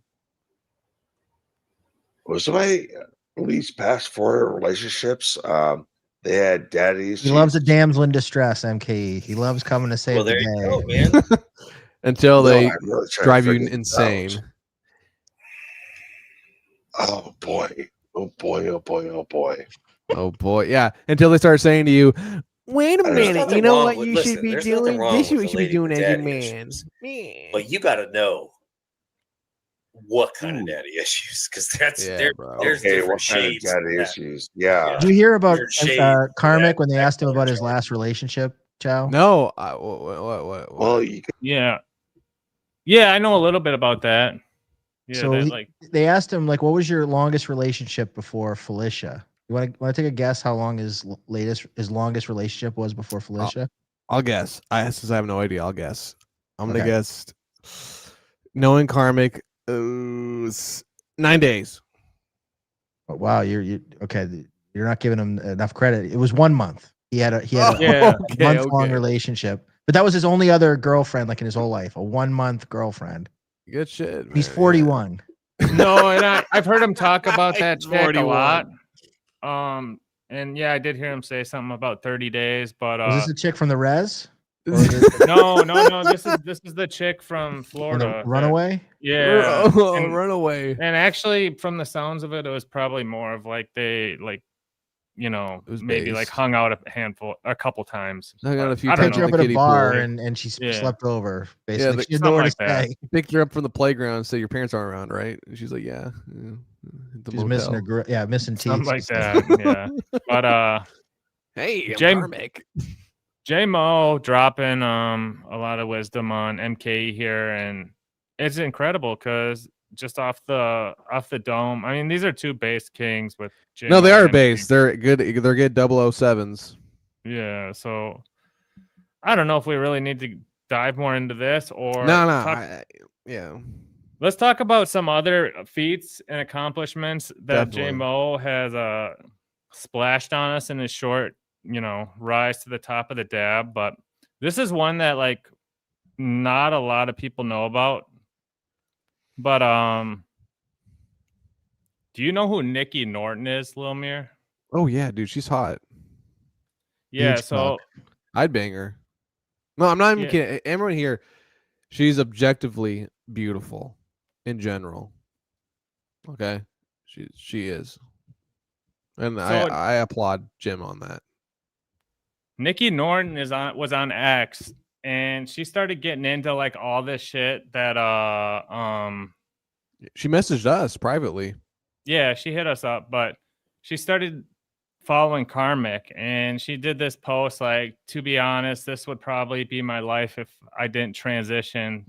But I think I'd be swimming in veg, more cunt, total Viking pussy destroyer. So she put that tweet out, quoting MGD, and whatever, you know, like Based. she's married to a famous comedian, so she does like comedic type stuff. Well, of course, Now- like post, yeah. Then all of a sudden, like Jay Moe gets involved, and everyone starts hitting her up like, dude, you know about Jay Moe? And she's like, what? Like, and then she does a post on fucking Jay Moe. So says, no, I think this is in relation. So Jay Moe says, so now that Miss Nikki Norton is coming for me, homo, nasty work, law, I love Jim Norton. Oh yeah, they started beefing back and forth on X, basically. Okay. Said it was a joke.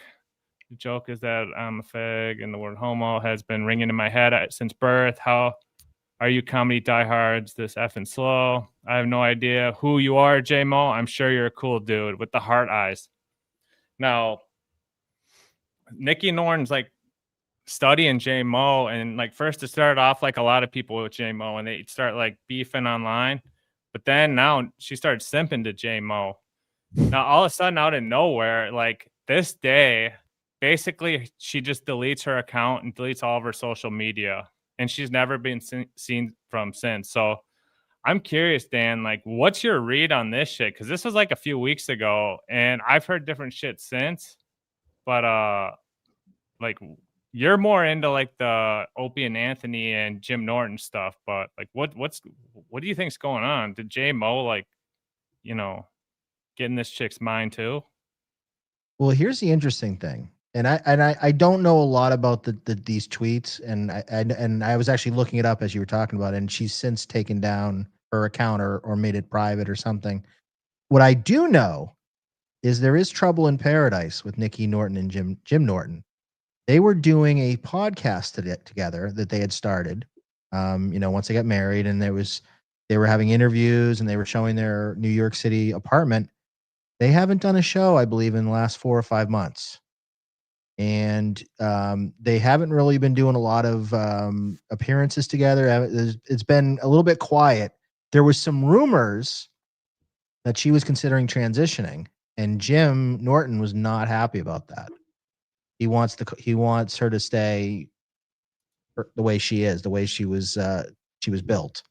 So there's some trouble in paradise from what I've heard. So maybe the Mo is, having a not that he's interested, but maybe he's driving a wedge. Maybe Nikki Norton is seeing, there's a lot of J Mo's out there. Why am I sticking around for Jim Norton? Jim Norton's he's an old guy now. He's not going to be around. He's like 60 years old. I need a young buck. I need a J Mo. Why would you have a Jim or a Joe when you can have a J Mo? There you go. Exactly. But no, that's crazy, because like she had been like peeping out some stuff that Karmic was doing, and she was commenting, and she was DMing me about like, oh, she was all about Lil Mir too. She's like, wow, I like the way he looks. Yeah, she thought I was hot, bro. I'm not a cabin, bro. I'll be about it, bro. Yeah, so as long as you don't pull the pants down. Yeah, so but then I think she looked at like J Mo as like not like a guy who was like, maybe she started following his shit and like seeing some of the stuff he's putting out and like his philosophy on shit, and she deleted all of her social media and is like rethinking everything now. So it's like, it's fucking crazy. It's just that it goes to that point that I've been making from day one, and I have a DM with that potato Cardiff. He wanted me to come on his show, and I was like, dude, I can, but it's got to be a half hour, because we've got the biggest destroyer, newest destroyer, and I always use the term destroyer, the biggest destroyer in the dab, J Mo, coming on. And it's fucking crazy because it's basically played out that way. Like all the people who have gone head to head with Moe, like abrasively, namely Keanu, Gino, Steel Toe, Final Boss, Karmic went hard at him, and he still is kind of, but he's kind of laying back now. Who else really was like giving Jay Moe disrespect? But Jay Moe, if Jay Moe, if you're watching, and I know you are, I saw you in the chat. You know, keep track of these guys because man, when you're on the come up, and we talked about the gatekeepers before, there's a lot of write down the names of the people that were blowing you off and saying you were nothing and saying stick to your car fucking streams, because those are the first motherfuckers that are going to be trying to get on the Jay Moe train. Begging at your knees. They're going to be begging for the Jay Moe bump. They're going to be looking for you and looking for that Venmo. Never forget who had your back. You know, Chow and I mean Mint Diggity was there. You know, KB is going to send you the link eventually. It's going to happen. You're going to have a choice to make. You're going to be at a crossroads. Don't do it, you fag. Are you going to stay true to Jay Moe way, or are you going to take the easy route? Listen to us. We are your conscience. The road will diverge in the woods, and you'll have to determine which way you're going. I trust Jay Moe. I know he's going to do the right thing. Don't sell yourself out like Dan did for Ashley, Jay Moe. All right. Yeah. Don't. Yeah. Well, no, I'm more agnostic when it comes to who Moe is tight with or beefing with. I just like studying it and like seeing.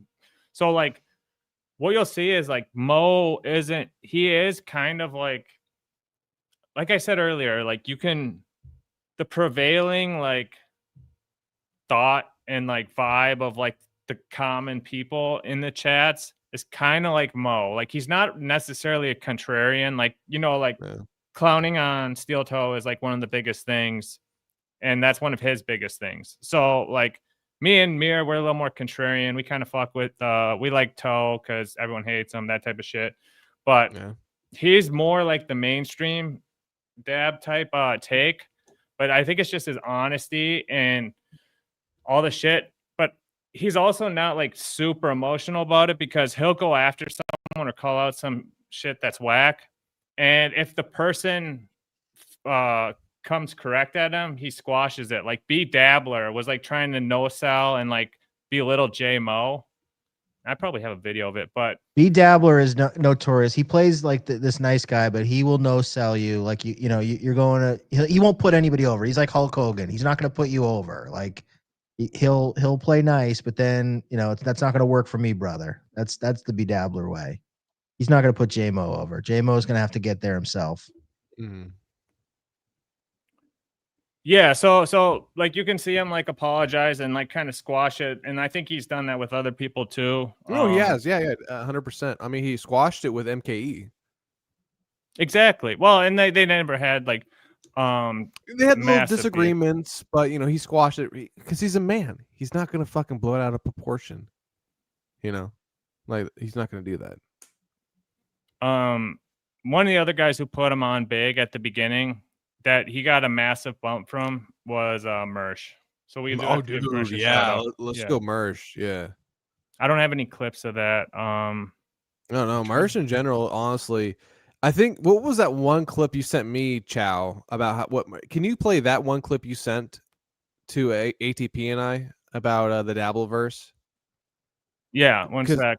I think that's beautifully sung. Dan was talking about it. I was talking about it. And honestly, what Mersh said about Jay Moe and everything going on in general is what we need to portray onto this universe. It was beautifully said. We're gonna play that, but I want to play this. Yeah, go ahead. Because another one of his guys was Clearwater Chad, and he was one of these famous guys who felt threatened by Jay Moe and pretended like, oh, I don't remember who you are, because they had streamed together and they knew each other. But it's just a common thing that all like Keanu did it. Fucking bitch whore. But watch what happens when they get called out. With your heroes. Hello. Hello. What are you doing?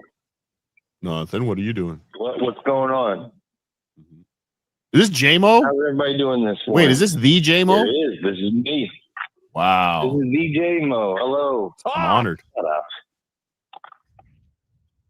Oh my God. I'm here to address this cocksucking Clearwater Chad that acts like he doesn't know me every time he shows up on a show. I forget. Can you pause for just 1 second? Get him. Yeah. I'll mute him. I'll mute him, Jay Moe. Go out. Clearwater Chad pulled this shit on me recently. I called him a fat fuck on Twitter. He's like, I don't know who this guy is. I never talked to dude. This guy used to be in my chat all the time. Begging. Begging for attention. He's dude. Probably saying always you looking for chats at one point. Yeah, he was all up in my nuts. And I don't know who. I've never seen his show. I don't know. It's like Clearwater Chad is the biggest fat fuck phony in the whole Dabbleverse. He's a fucking he's a clout chasing fucking loser. He's nothing. I thought he was funny at first. I was, he's kind of a he's a big dummy, big fat dummy. He is a duplicitous pawn scum piece of shit. He's 8 COVID shots deep right now, bro. Look at him. He's gonna clout chase whoever gives him attention. Look, and then you see like he's on Chad, he's on Ray. Like the people that need content, they love Clearwater Chad because Clearwater Chad will kill 5 or 10 minutes for you. That's all he is. He's a fucking time killer. So anytime I see Clearwater Chad, click. It's not even worth watching. Yeah. He sucks. Yeah, and that's a common oversaturation is kind of what people started catching on to with him. And Jay Moe might have brought that up to him, but just the fact that he pretends like he doesn't know who Jay Moe is. It's like fag. And that's going against Moe. This was 30 days ago on August 9th. Look, like basically this guy's now like been chastised. Like he's not on any streams anymore when he was on like 2 to 3 streams a day. So like Moe calling him out like really like stole his aura, but let's keep watching. Adam, go. He's all yours. That acts like he doesn't know me every time he gets on a show. Oh, I don't know. I don't believe anybody else yelled at Chad for you, did they? Wait, Go ahead, Jay, tell him you don't know me again. Jay Moe, tell him you don't know me again. Chad, Clearwater, I love it. Tell me you don't know me again, bitch. Say my name, bitch. Look at this fat fucking loser pussy. You can't even take it. What do you say, Clearwater?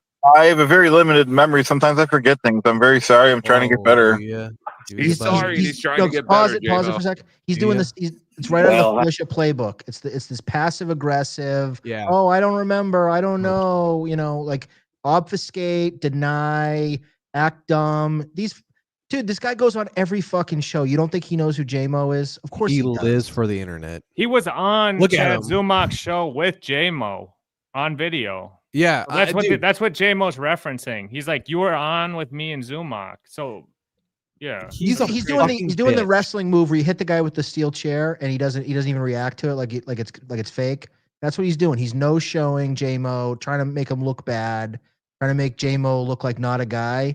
It's a passive aggressive pussy move. Yes. And it speaks to Clearwater Chad's his persona. Persona as a man, or his lack thereof of being. And a he man. will not last. And that's what we're talking about. The people who are non-genuine, they are a flash in the pan and they won't last. He's no not integrity. Be here. I guarantee you in 2 years he won't be here. Yeah, let's finish this He'll out. probably be dead. But yeah. Because I love how Moe will stick on it. I take Dave Sarah side. Fuck you, Clearwater Chad. It's all. All right. That's right. I love you, Dave bye. Sarah for life. I mean, I'm trying to do the best I could. I've never lied. Well, we got to get into the Dave Sarah thing, but the phone lines are heating up, and I have no JT. I have no stuttering. I guess that was it for that. But yeah, and then the other one you wanted to watch, Mir, was which one? The Mersh one where he talks about the Dabbleverse in general. All right, let me pull that up.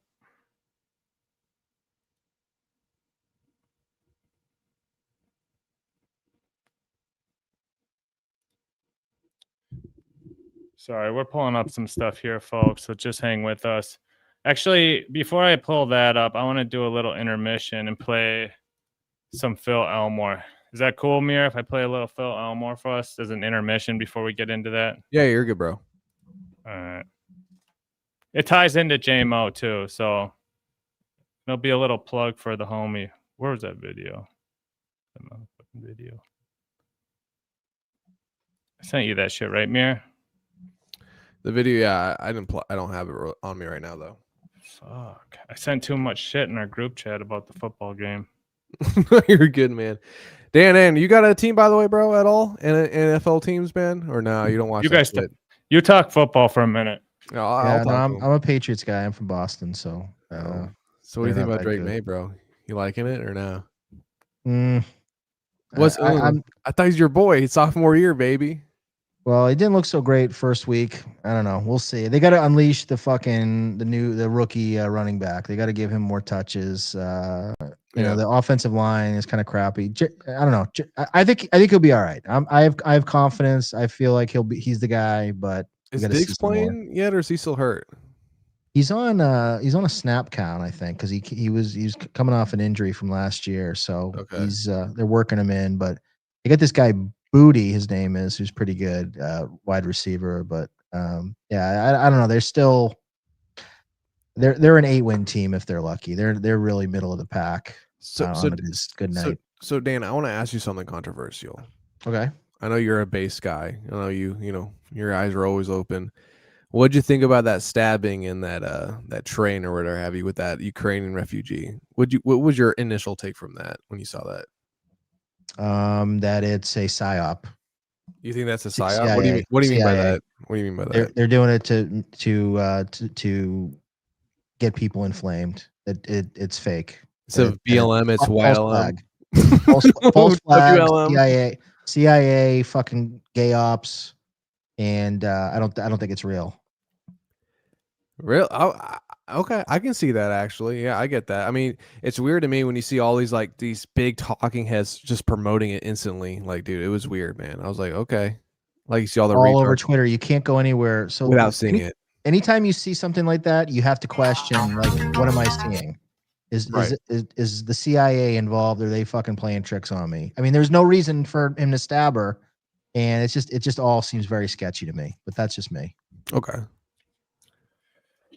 All right, just a little intermission change up, but our boy Phil Elmore's back. I love this guy. Yeah, we tried to get Phil. He's been on the show a few times. And he's a Jew. great. He wants money. Yeah, all that shit. Yeah. But what he's doing, and I want to do a free plug for him, is Thursday night, 8 Eastern.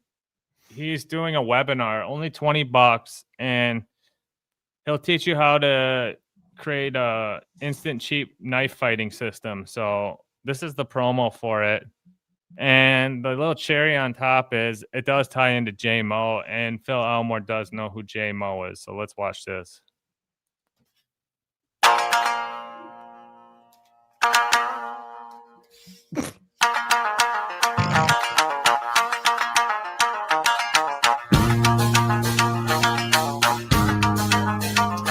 Yeah.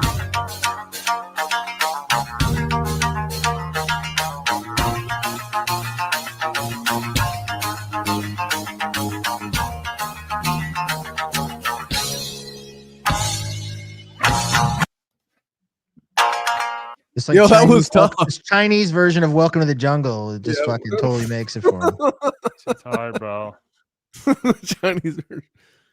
What the fuck is going on with Twitter? I swear I tweeted him about it. But he said he knew who Jay Moe was. He just or he's seen the name. Oh, here it is. By the way, one thing I could say for Phil Elmore's defense, the guy has great technique. I mean, nobody wields a sharp object like Phil Elmore. I have seen his X post, but don't mind the connection. There is a Tasmanian rapper named Jay Moe, and that's what I thought you were randomly asking at first. Yeah, so Phil, I was asking him if he had been following any of the Jay Moe stuff, and he said he'd seen some of it, but he didn't know him. He's more into the Tanzanian rap scene. Yeah, you know how white men are. They're always trying to get a lick. No. But you said we were gonna do merch, Chow, if possible. Yeah, let's pull those up. So merch has been kind of like an early on Jay Moe supporter. I guess he said, and he kind of came up a day or two after we had him on, and he started covering the back and forth between him and Steel Toe, because Steel Toe was the hot shit at that point. But I clipped this the other night, and this is brilliant too. Like this, honestly, it's probably one of the best clips I've ever seen about this verse, about this world. Yes. Bob, I'm gonna jump up, but he said it was because of Kratom. It's time for this whole universe to be destroyed. This is why you need to usher in. You got to support these boys. You got to support the Clippaverse. You got to support Schizo Sean. You got to support fucking Young Clippa. You got to support Jay Moe and Chow. Support Chow and these boys. Hey, there you go. Here, nice. Everyone thinks guys like this are here to grift off the fucking Dabbleverse. No, they're here to destroy it. And I wholeheartedly back all of those people. All right. Jay Mo's here to break the Dabbleverse. The end. He really is. Well, and that's the thing. Like, me and Mersh don't talk about Jay Moe like being a destroyer. Like, it's just, if you're aware, you see it. It's vibes. And you call it out. Mersh sees it. He knows the aura. He knows the vibes. He sees what you see. Like, Mamba Jay Moe. mentality, where it's like you got that Kobe Bryant. He's just a killer. In the fourth quarter. The JJ McCarthy when he's doing that look. Like that's what Jay Moe has, and Mersh sees it. We all see it. But if people want to live in denial, like Brennan, and like pretend like Jay Moe is like a quote unquote clown, and he doesn't. Jay Moe. And nobody. Who's that? Who's Jay Moe? I don't know. Yeah, like Ray does that shit too. It's like, come Disgusting. on. Yeah. It's disingenuous. But okay, so Mersh is calling him a destroyer, and this is it. This has to stop. We can't start something better and cooler until we destroy the old thing. It all has to go. All of it. And I know what everybody's thinking, but I like Karmic, but I like Clearwater Jad, but I like this guy. We're going to have to throw out your favorite little babies with the bathwater. It's got to go. And when I say all of it, I say all of it, myself included. Put me out of my misery. Okay? I'm ready. If I could fucking push a button that would make the internet go away, knowing what it would do to devastate me and everybody I know that makes our living, knowing that I would have to go down in the fucking volcano with everybody else, so be it. It has to be done. That's a powerful statement, Mir. What's your thoughts on that? From your perspective, and like analyzing Mersh saying that, where his mind frame might be saying that as a guy who makes his money solely from. I mean, a lot of these people do. A lot of these people make their money from doing this. Us three, we can't say that we do. We have our own lives, and money wise going on. We don't rely on this. And you have to take into account the people who do make their money and their living situation off of this shit. I understand they're going to be more gatekeepy. I understand they're going to be more, ooh, I don't know about that person because will that affect my money at the end of the day? Will that affect my bottom line? But at the same time, us as fans are being denied possible other outcomes, possible other podcasters, possible other entities of this realm that could be entertaining because of all the gatekeeping. And Mersh does it beautifully. You know what? When in doubt, blow it the fuck up. It's at a point now, it's like with anything. After a while, it's become imploded. It's become disgusting. It's become diseased. And you just need to blow it up and start from not start from ground zero, but just open up the floodgates. Let anyone do anything. And if you lose, and let the strong survive. If you're surviving off the shit, just basically off of money, this is what your thing is. How good of a show do you have then? If you can't survive once you open up the gates, then it wasn't really that good of a show at the beginning. And I think it is a true testament to what is a good show, what is entertaining. And these people who are trying to suppress that are not, I'm not going to say demonic, but I'm going to say they are just, they're not that evil. They're just gatekeepers. They're trying to mute any insurgency that could come into this realm that it needs. It needs to be opened up more. It's too small. The realm itself is too concentrated. It's too small right now. It's bursting at the seams. It needs more. It wants more. It needs to open up more. It needs to evolve, and they're trying to stop it from evolving, and that's wrong. And Merch said it beautifully. It needs to evolve, and if we need to fucking chop some heads off, if that's a joke, then we need to do it. Just keep watching because he expounds on it. Okay. I'm willing to suffer the consequences. You think I'm injecting this poison into the world and I don't think it's going to come back to bite me? You don't have to warn me. I know it's going to come back to bite me, and so fucking be it. Okay? If I got to go down in the flames too, fine. But the fire rises. Martyr. It's time. We can't keep doing this to ourselves. How funny is it that Mersh has become like the elder statesman of? I know. He's Who like a left disciple Kevin in charge. He's a martyr. Of the hack shit verse. Like Saint- he's like, Saint like Mersh. it's like everyone's going to the top of the mountain to talk to Mersh for him to impart his wisdom on everyone. He's like the voice of reason now. It's great. Saint Mersh, bro. Well, I think he's having a little bit of self-reckoning too. So that's Epiphany. where it's coming from, where he's like saying, well, this path I've been on that's contributed to this. Like he's almost looking at it from an outside perspective, third party, and he's being the like maybe it is time for a rebirth for Mersh because he's saying I'm gonna jump in the volcano too. Well, I think there's a maybe it's parallel. also, yeah. Sorry. Cool. I was gonna say I think there's a little bit of a parallel to what Mersh is seeing and what we're seeing is like Jay Moe could be the vessel for change, and he like we can't none of us. It takes a better man to go to that level that Jay Moe can go to, and I don't know that I have it in me. I don't know that I've got the dedication. I don't know that I've got the edge to be able to do what Jay Moe can do. It is the hero's journey that we're witnessing right now, as someone in the chat said. It's a hero's journey, but you know what, Dan? At the end of the day, you know what heroes need? They need friends. They need people who can go on the quest with them. Did Frodo take that ring to the fucking Mount Doom by himself? No, he didn't. Nope. He had the fellowship. So I'm not. So is Mersh Gandalf? No, I'm just saying, like, Dan, overall, dude, you can sit there and belittle yourself saying you don't think you're the man, but I think you are the man. I think all of us are. I think anyone who's willing to stand up to this garbage and just raise a voice and say, you know what, something needs to change. You are part of the movement. You are part of the cause. You are part of the moment. Okay. And that can never be taken from you. And they will try and they will deny who Jay Moe is and all this shit, but it's not true. You are. Well, even if he's there.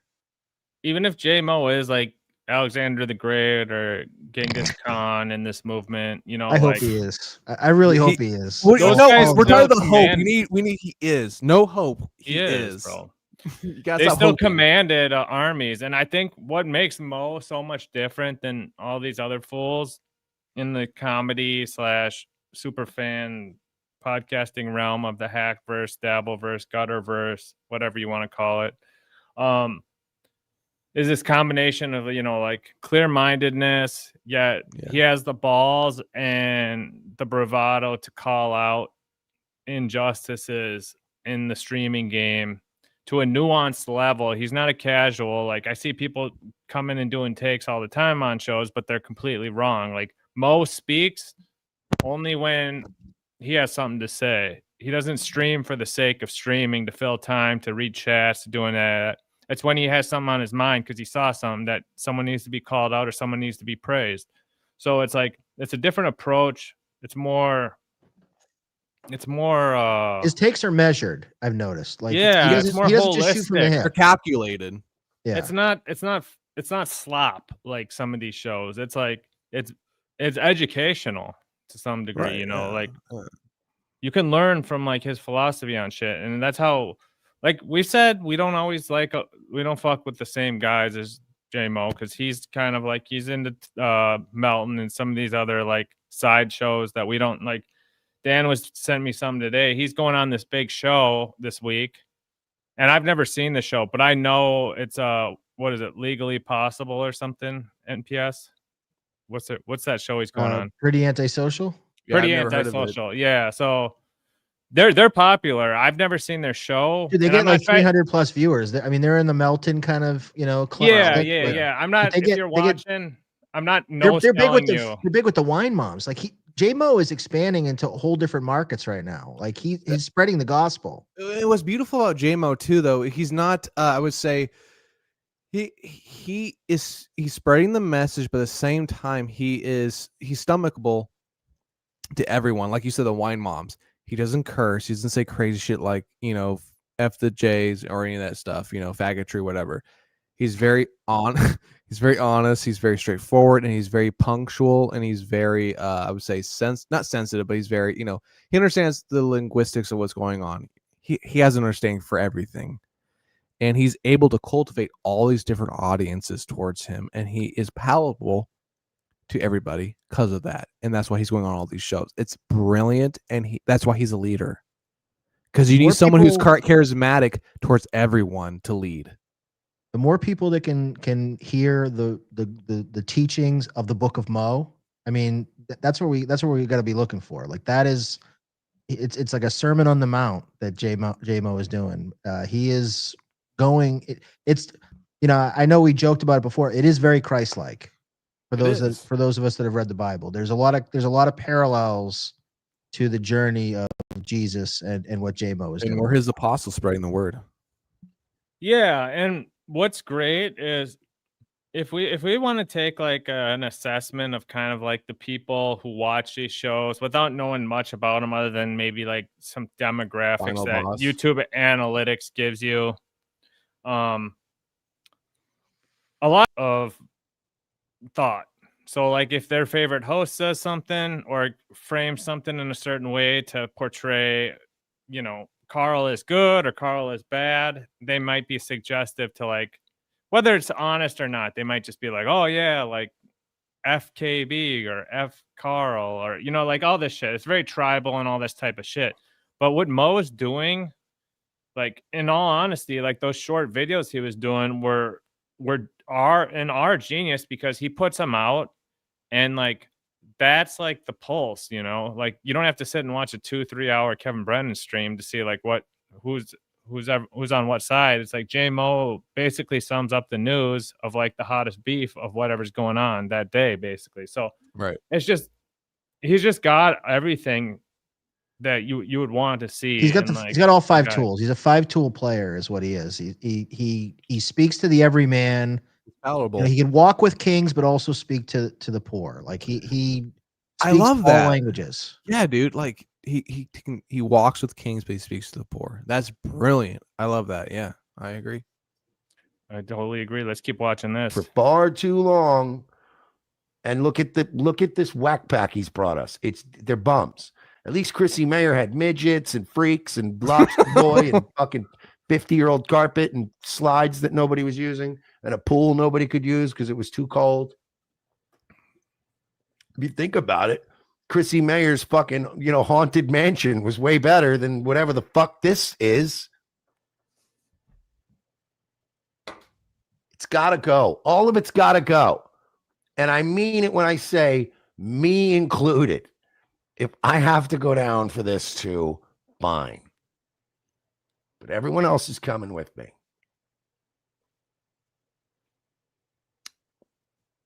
Supertip.gg/merge. Super tip. I love that plug. Super tip. I mean, it is what it is.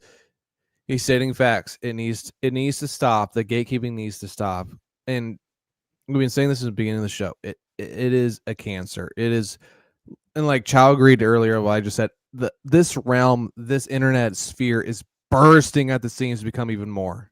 And people just want to hold it down and continuously we're done with that. It needs to open up. Let the floodgates open. Yeah, and this is from that same episode, and he goes on another little philosophical rant about it. So if you want to just see the part 2, yeah, here, let's do it. Yeah. But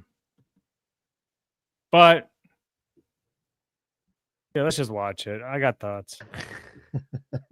A fucking Jay Moe on you, but does your counselor talk to you about what kind of man you'll be dating in the future after Pat Dixon? Yes, she told me that I need a corrective experience to let me know that that what happened. Listen, fucking Fergie goes, KB absolutely won me over. I talked mad shit about this man, but I've completely turned around on him. Don't get too attached. He's got to go down. He's got to go down too. This all has to go. All right.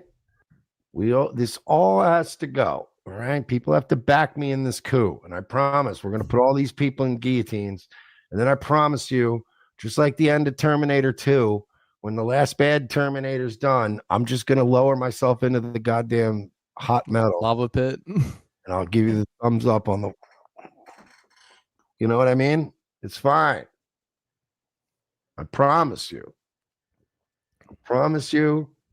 Once the second to last person in this whole streaming sphere is thrown over a fucking edge of the volcano, as soon as the second to last, I will be the last guy. I'll dive right in voluntarily. I can know my final goddamn moments were moments of glory where I did the right thing. You know? Just know that my last few acts on this planet were of noble cause. That just took the whole Dabbleverse down with me, and then just pull them all into hell with me. And then the portal closes, and everybody will go. The portal. Oh my God! I can finally go outside again. The sun. I can finally go outside again. And all I ask is that when you people finally do get out there and touch grass and live your lives, when you see a little butterfly fly by, just think of me. Just think of my sacrifice.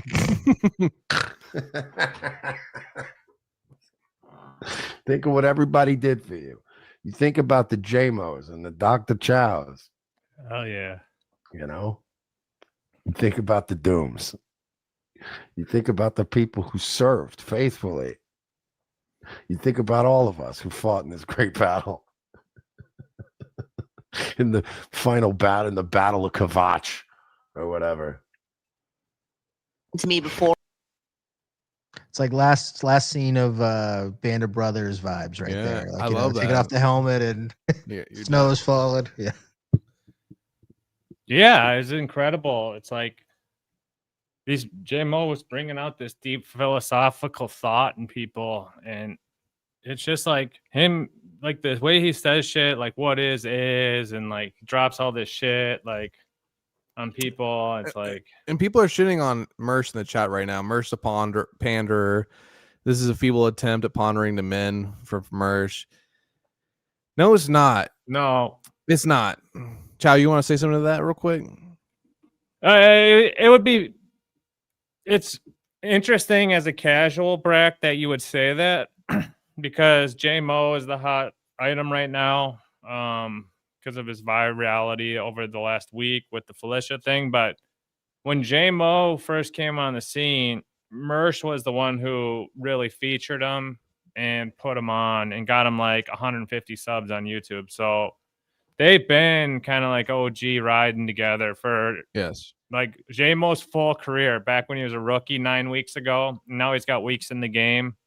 He's a vet, but yeah, Mersh was always like a day oneer with him. So I have a take on this too. So Mersh, you know, I think Mersh is genuine. I don't think he's putting on at all. I think if anything, he's kind of, you know, being sort of sentimental of like, you know, he sees, and I think he was trying to do this with Karmic, but I think he's realized Karmic is just a clown. But he definitely sees in Jay Moe, it's like, this is why I got into this game. Like I'm seeing the new guy who's still like on the come up for the love of the game.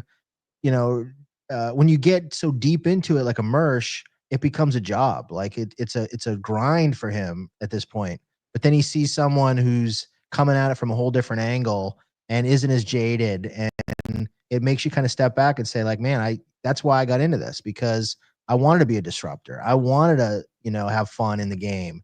But the game grinds you down over time. And Sometimes you need a new guy to come in and just disrupt and just change the aura, just like a JJ McCarthy coming in, changing everything up. You need that new blood to come in and rejuvenate you. And if you're an old timer, you can feed off that too. You can feed off that energy of the new guys. And to Mersh's credit, that's what he's doing.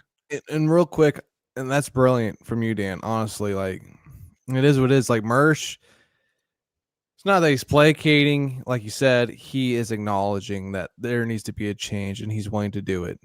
And I mean, you can't shit on him for it. I mean, he woke up. He's awake. He's out of the matrix. Simply said. Yeah, and it's not like we're the only ones doing this shit. Mersh isn't even one of the only ones saying it.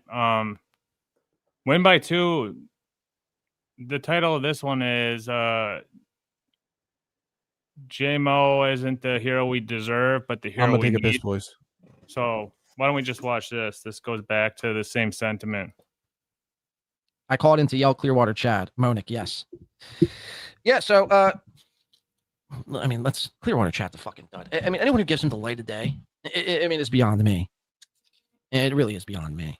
I think that's the next battle. I think that Jay Moe versus Clearwater Chad. Jay Moe, I think you are the hero we may not deserve, but we may need, or whatever the saying is. And I think you need to take out Clearwater Chad once for all. I'm tired of playing footsies, acting like Clearwater Chad is like somehow, for lack of a better term, good. I'm tired of it, man. I'm tired of seeing him all around every fucking show, just sitting there aimlessly, you know, daydreaming about a fucking bacon double cheeseburger. We get it, man. We get it. I don't know what his shtick even is. Is it is he a smart guy that plays stupid, or is he a stupid guy that plays stupid? Now, Dan, but you're basically on the same page as Win by 2 on this, right? Like you never were really like a big Clearwater guy. I think we touched on that a little, but and I've tried not to like even wade into the Clearwater Chad stuff because I don't even want to give him the attention that he craves because and I don't want to come off as a Chad, you're not good at this, you know, or so somebody like Clearwater Chad is playing a game right now. He uses his goofiness, and it's almost like what Ray DeVito does, the playing dumb fucking shit.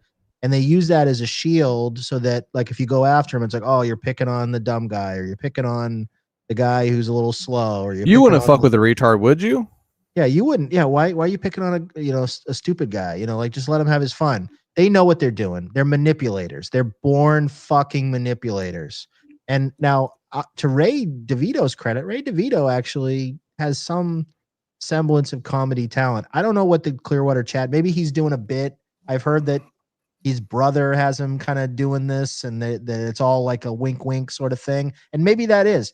But for me, when I watch it, it's the most boring, fucking stupid shit. And I'm not gonna just sit here and pretend that it's fucking interesting. This fucking dolt eating cheeseburgers. It's like fucking Blimpy from Popeye, you know, watching him in real life. It does nothing for me. And to see him on like every show, you see him in the chat. Hey, send me the link. Send me the link. Fuck you, you fat fuck. You're not making it interesting. I do this as an escape. I want to watch a show that's going to entertain me and be funny. Listening to you be on every show, fucking coming on there, and then you go on and you're fucking a bore. So fuck you, you fat fuck. I'm not going to pretend that you're entertaining, and I'm not going to play ball with you. So yes, I am 100% behind everything Winby said, and maybe Jay Moe's the guy that can fucking, you know, plunge the sword into a Clearwater Chad and make you hate him that much, don't you? I can tell you really don't like him. No, I can't. I do not care for him. I can tell, dude. You actually, you don't. I think his biggest physically problem is repulses me. He's a little oversaturated. I mean, like he's fine. He's not like unpleasant to the point where he's like annoying, but it's just dumb. He's nothing, you know. He's just an like idiot. nothing. He's dumb. Yeah, He's dumb. so He actually like, is dumb. He's a fat, retarded, dumbass white guy. He's just dumb shit. He's that dumb white fat French, this dumb shit. And you're like, okay, whatever. And Chow said it nicer than me. It's really the oversaturation. I don't personally loathe the guy. Whatever. He's okay. He's He a didn't do dummy. anything personal to you or attack you. No. He didn't like fuck my mother or anything like that. Or no. call you a bitch. Yeah. No. No. Or attack your sister. Or attack my sister. I knew you were setting that one up right there. No, he didn't do anything like that. He's just an uninspiring dolt of a man, and he's way oversaturated. That's the problem. Gotcha. Okay. I can tell though. You're passionate though, bro. You're a very passionate man. I can tell. I've been holding back. I on bet this you're great fat in fuck bed. for I a bet you're while. great in bed. I'm trying to think of Considerate lover.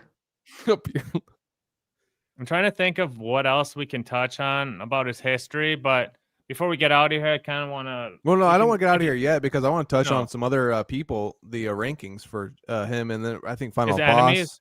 Yeah, I think there's a lot more to still touch on a little bit. Yeah, I initially wanted to do the tiers. I just can't figure out how to get the pictures in the tier maker, but I'm just gonna pull up the list and we'll go through all of them. Yeah, let's do that. Yeah, I think I sent it to me. All right, so if we talk about his history of like beefs, like in 9 weeks, we came up with this list. You got Steel Toe, Z-Man, OG Mumbling Nick, Gino, Keanu, Cardiff, Tukey, JT, The Final Boss, Karmic, Felicia, Brennan, Clowntown, Addicted to Profits, and Buckman.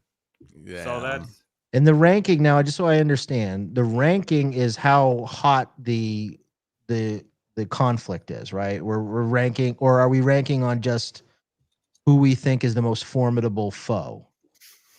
I think we got to talk about like how heavy the beef is, not like just based on. That's what I thought. So to me, and another one is CWC, but that kind of came and went. That got heavy at a time. We kind of saw some clips of that, but to me, I put Toe and Brennan as his 2 biggest. Oh, but that's Toe, those are S tier. Those are final boss, and not And not the Keanu, final boss, but yeah, those are definitely top tier. Hot rivalries. So I actually put Keanu because he's been going Keanu a long time too. So I actually put Toe and Keanu as his most hate, like his biggest. He beef. hates Keanu, dude. He hates that dumb whore. Yes, he does. Oh shit! So I don't know if I told you guys this, but Did you see? By the way, did you see his video today on the Biscontes? Have you seen yeah, that? and we'll play that at the end. Yeah, he goes hard in the paint on. We have to watch Keanu. at the end. Then I'm Yeah. down to watch that. We gotta watch that. Well, you were Yeah. saying something, Chow, though. You were saying like, so Jay Moe actually got Ashley and Keanu's show canceled basically. Because I hit up Ashley and I was like, dude, you got to get Jay Moe on. And she's like, oh, yeah, he's the hot He shit right splintered it. now. He's the man, all that shit. And she tried to hit up Keanu and be like, hey, can we get this Jay Moe guy on? And she hit me up. She's like, yeah, Jay Moe's coming on. Hell yeah. And I'm like, fuck yeah. And then Keanu was like, no, like she knew he was a hater.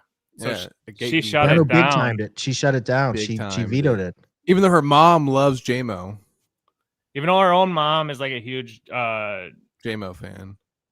She's a Mohead. She's a Mo. Exactly. She loves a little Mohead. Yeah, so then basically She's old. Come on, guys. Yeah, so I mean like you see the fallout of that. Yeah, J Mo's, doing her mom. Yeah, there should be some fallout. The show cancels. They're no longer doing it anymore, basically. And yeah, she's been going on with Steel Toe, talking shit about J Moe, streaming, talking shit about J Moe. She made that deer with the video, the video with the deer, Oh yeah, And with she was- baby talk. Yeah, she was ranting about J Moe and that shit. So yeah, it's like I would say like Keanu's his main, and I think Mo, he's either playing this bit or he's calling Uncle Kev like Kevin Brennan. Like he's been like honest with Kevin and critiquing his shit, but I don't think he actually has like made massive beef with Brennan. I think Brennan more fears J Moe than like 100%, bro. hates Brennan. 100%. So I'd put him like below those other two. Wouldn't you say, Dan? Yeah, no, it's not a, yeah, the rivalry is not personal in any way, shape, or form. I don't think. For J Moe, but it is for Kevin, and it's in Kevin's. And also, it's in Kevin's field right now. What he's gonna do with it. But Kevin can change his mind overnight. He could hate J Moe today, and then tomorrow he could be kissing his ass. Kevin switches the wind, but for J Moe, he doesn't seem to be.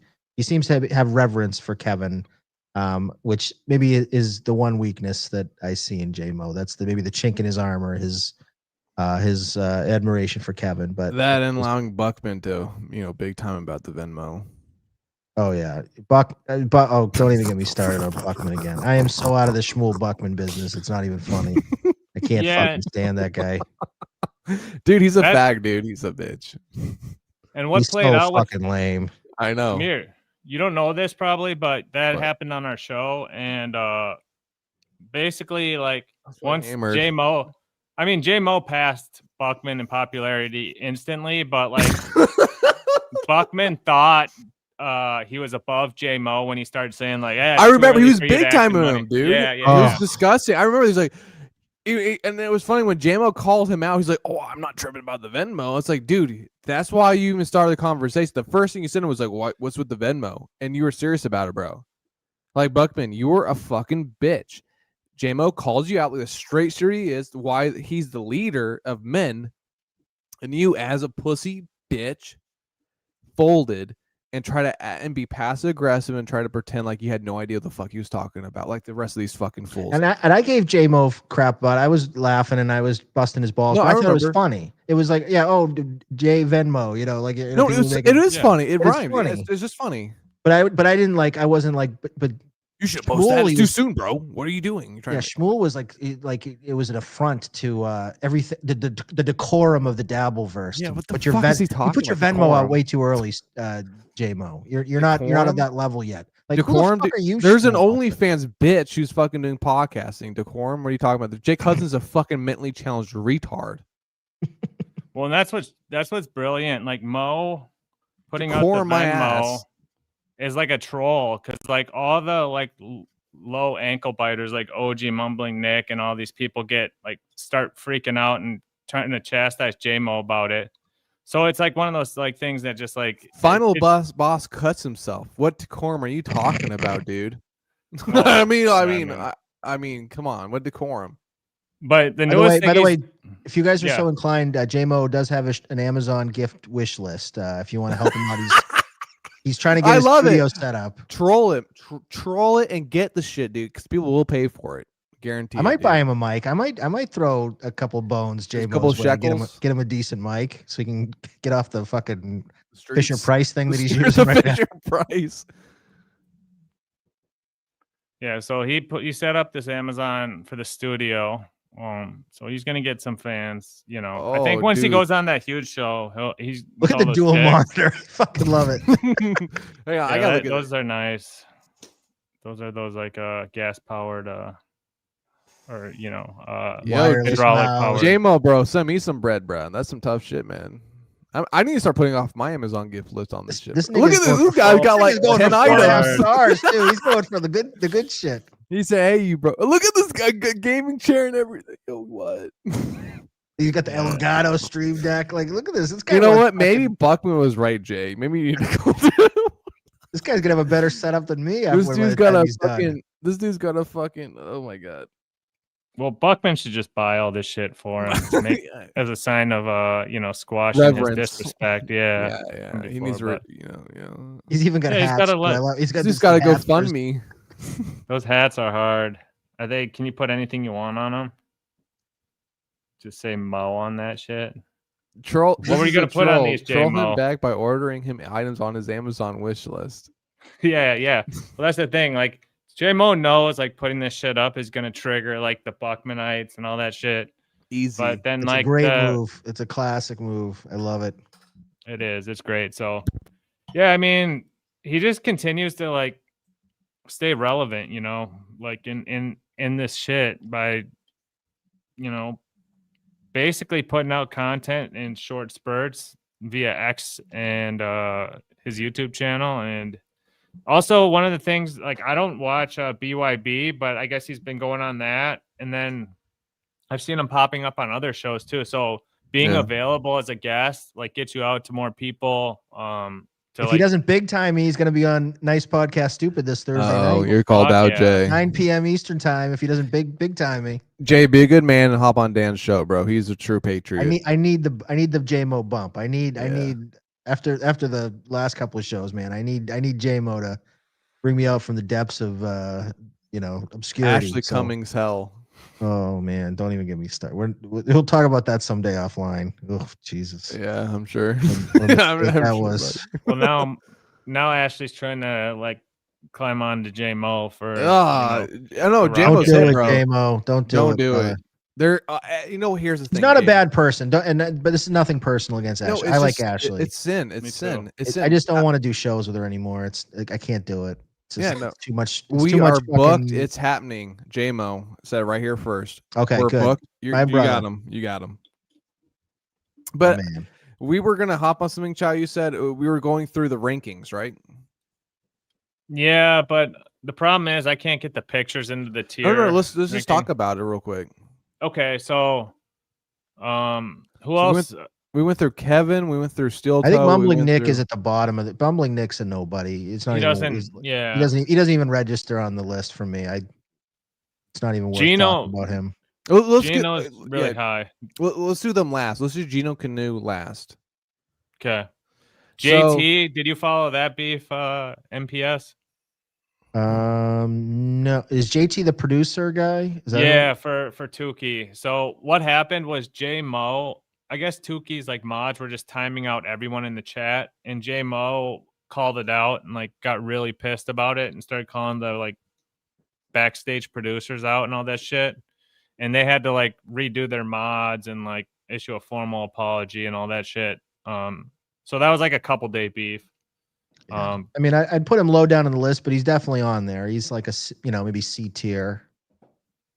Final Boss, but Final Boss is just trying to chip at J Mo. Well, do you have the tweets on that? Let me see if I can find them. Because I find those interesting because I would love to like read those real quick. Because I mean, Dan, I know I'm sure you watch the show sometimes. Yeah. Final Boss is somewhat of a specimen in Lifeforms. We did the one episode. I'm trying to get. I would do anything.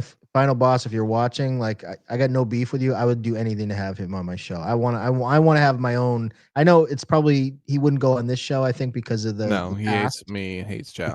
But I think I could get him on my show, and I'd be very fair with you, Final Boss, if you're watching. I would love to have you on the show. I reached out to him today and sent him a DM. I haven't heard back yet, but would love nothing more than to talk through and just understand, get into the mind of what makes Final Boss tick. I'm dying to learn more about him. I would love to watch it. I mean, And go ahead. yeah, I'd love to watch that. And Final Boss and J Mo, that's something that I put it low right now, but you know, I don't, bro. You think that could boil up as like a massive war for like 5-10 years, right? How he's attacked us, and I barely know the guy. I don't even respond. I don't even respond to him ever personally, except Yeah. when we're doing the show, and he is continuously attacking me. Nonstop, multiple Nonstop accounts all day. It happens all day. With J-Mo and him, and Final Boss is a chatter too, and he finds J-Mo extremely antagonistic, and J-Mo is more of a leader than I am, honestly. I think J-Mo is more of a better man than I am. You know, he's got years on me. He's wise. He's got more years than Final Boss does, and Final Boss doesn't like to admit, but us young bucks, you know, us young men like to think we know everything, but we don't. Like Dan, Chow, you guys know more than I do, honestly, with life and what goes on around. You know what I'm saying? But you're wise beyond your years, Mir. Final Boss, his age comes out very clear. All you have to do is talk with him for about 2 hours, and eventually it's like, oh my god, I'm dealing with a Zoomer or whatever the fuck they call themselves. No, yeah, they're retarded. Yeah, no, I get that, but I'm just saying, like in general, though, like you guys are truly life experience, and you can't win that. You can't pay money to get that.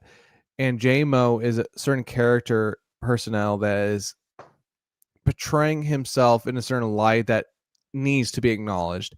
And Final Boss took that as a plight against him, as the young idiotic man that he is. He's a young buck who's, you know, gung ho on testosterone. Hopefully, who knows? Maybe he's just a fucking, you know, liberal tweak, you know, tranny.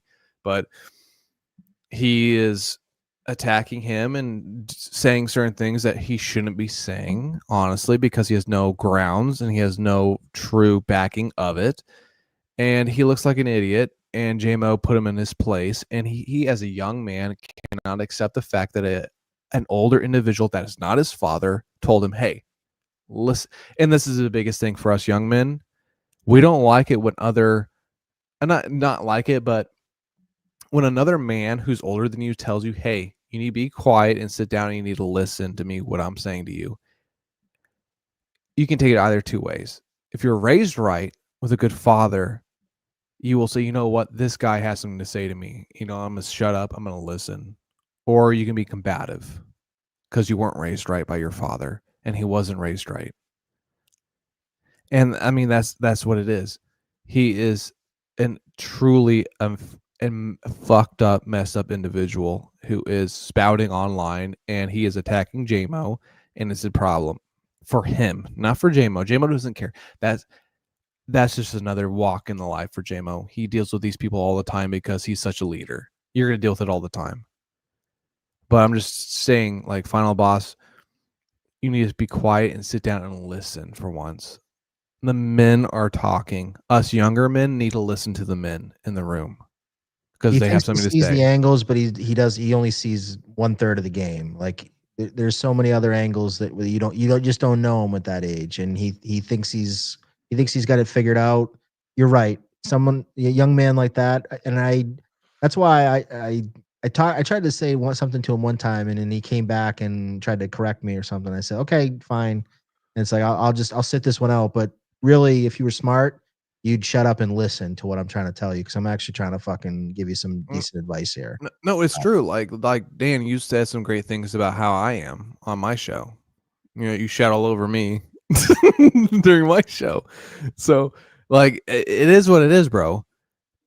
Older men are going to critique you, and if you can take it, you can take it. If you can't, then you can't.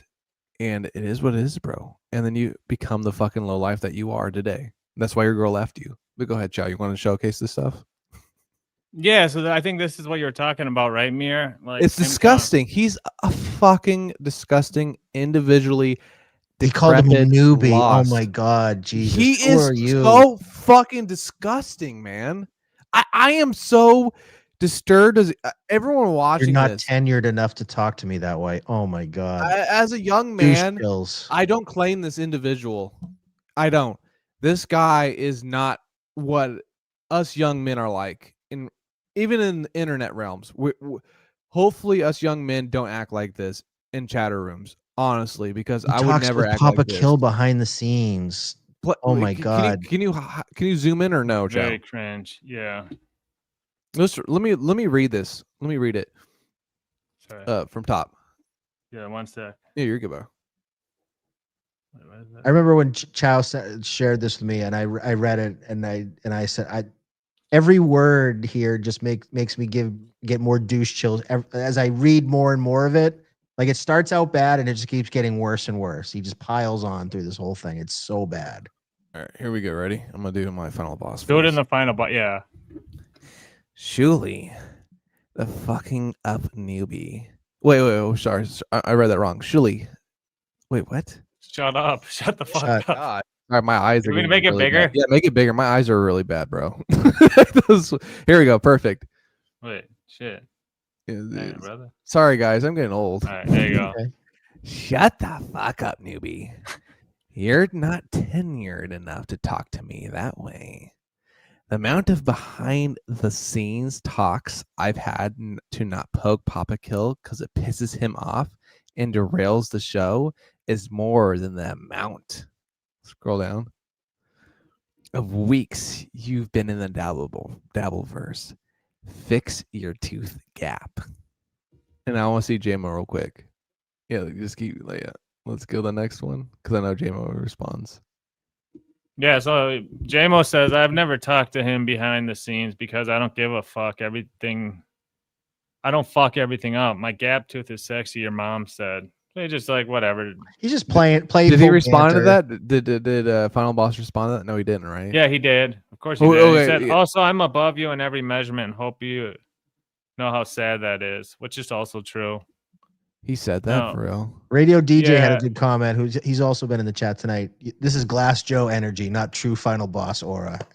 Bravo. That is Glass Joe all the way right there. The problem with blob is I gotta like find, because I'm blocked. I gotta like go and like find his like messages in a certain way. Oh no, you're good, bro. They're He's great. very sneaky. Yeah, but of course he starts saying like he brings me up to Jay Moe. It's like, you know what? He did this. It's like, shut up.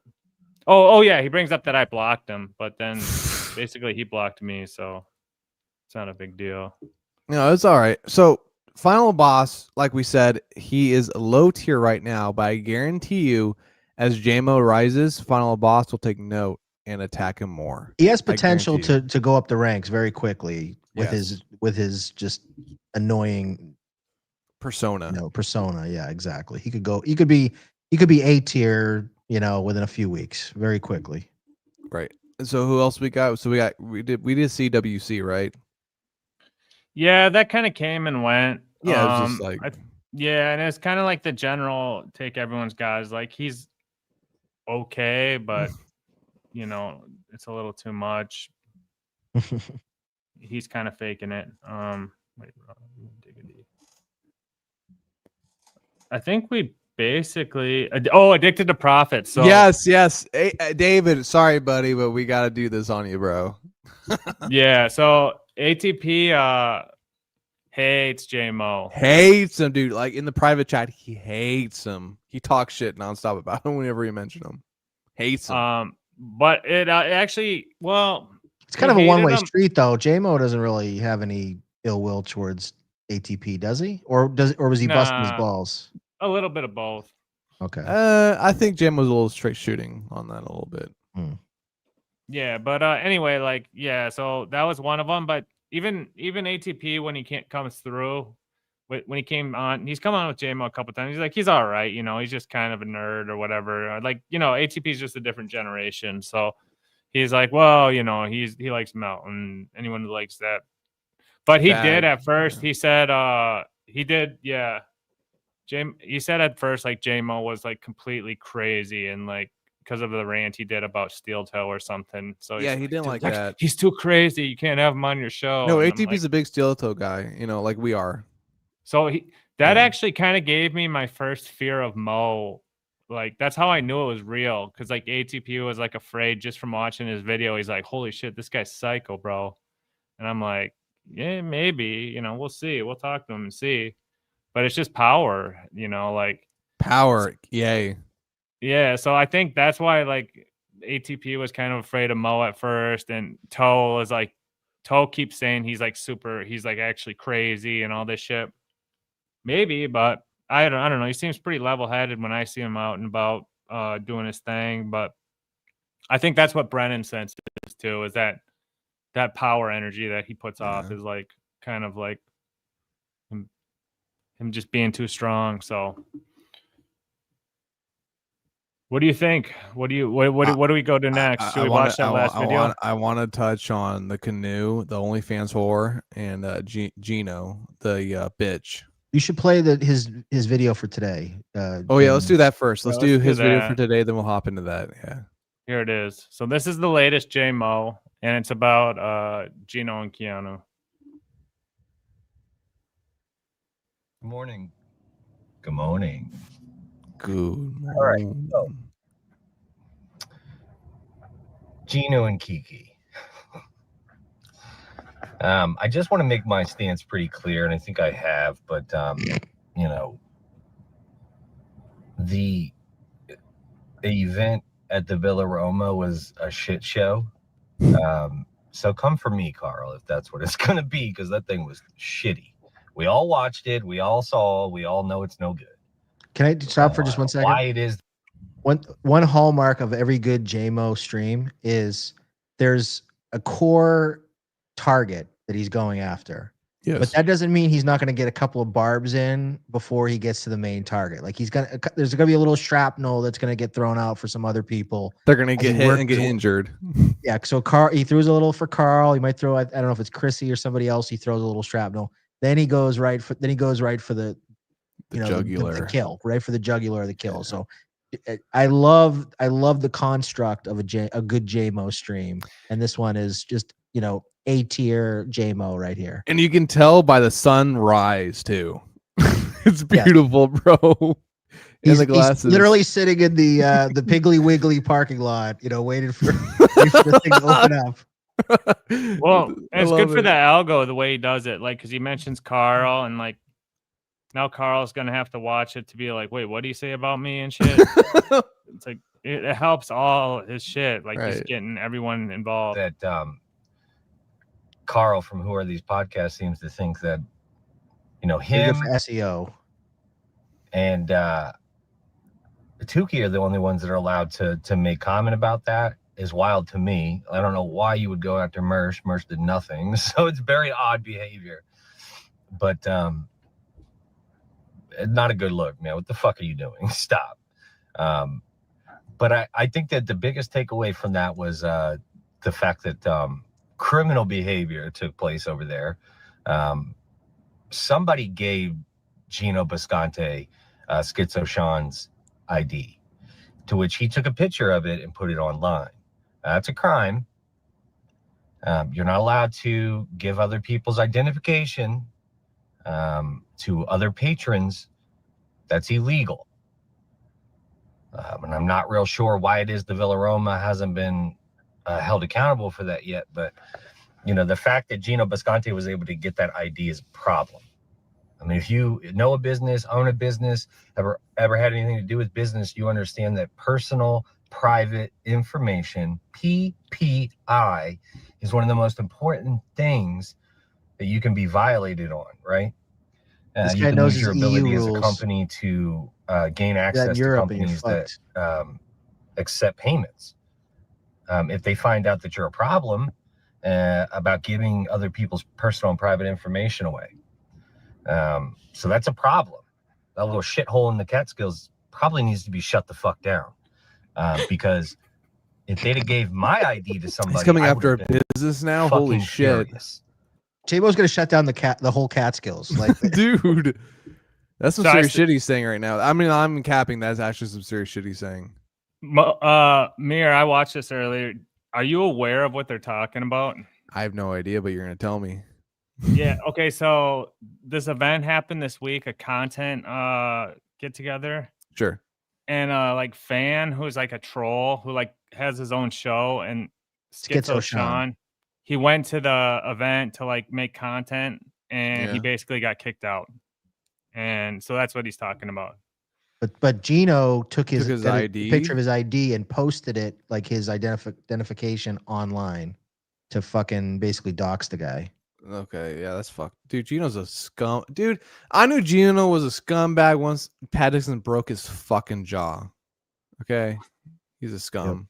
Yeah. Well, There's no reason why that man should have been searched in the first place. I wish that security would try and search me. Like, you're not the fucking call the police. If I'm about to be searched, somebody's gonna have a fucking badge, not a highlighter jacket. The fuck. Anyway, the one thing that I really took away from it, and Patrick Melton of Nobody Likes Onions kind of touched on this, and I agree wholeheartedly. Gino can't shut the fuck up about Kayla and her naked pictures because he's so embarrassed and horrified by his whore wife. He doesn't know how to deal, right? He knew about the pictures. He knew people knew about the pictures. But the more that they tried to lean in on this Kayla Ricada thing, the more it's come up, and the more it's come up, and the more it's come up. And now that's all they can think about is Keanu's butthole pictures on the internet. So definitely don't search Keanu Thompson's nudes on Google because, ugh. Anybody can see your wife, Gino. Anybody that wants to. Matter of fact, your wife put them up there to make money, and I believe that everybody else that's put them up has probably made more money off them than she has, based on clicks. Because she's a failed whore. She's a failed whore, and that's funny. So that's just another fail for the Biscontes over there.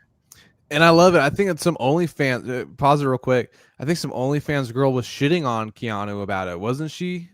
On one of the posts, I think I saw something where she's all like, "You're a stupid whore." Not you're a stupid whore, but she's all like, "Don't be mad, Keanu, because your career as a podcaster is failing just as much as when you were selling your body and you're trying to be an OnlyFans girl, and that didn't even sell.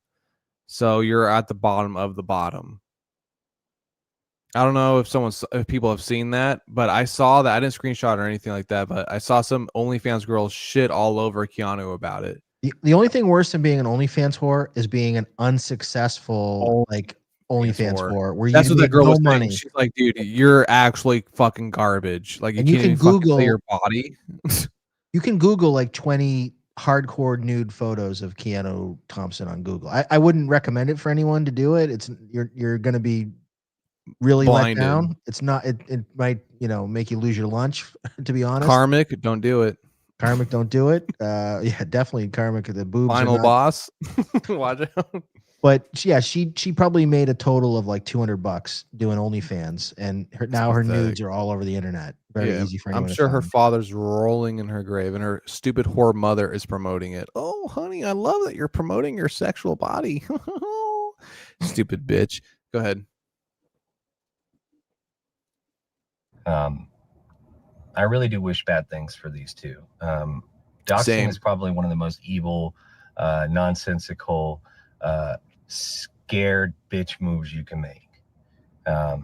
Whoever was holding on to any hope that Gino was still a man lost it.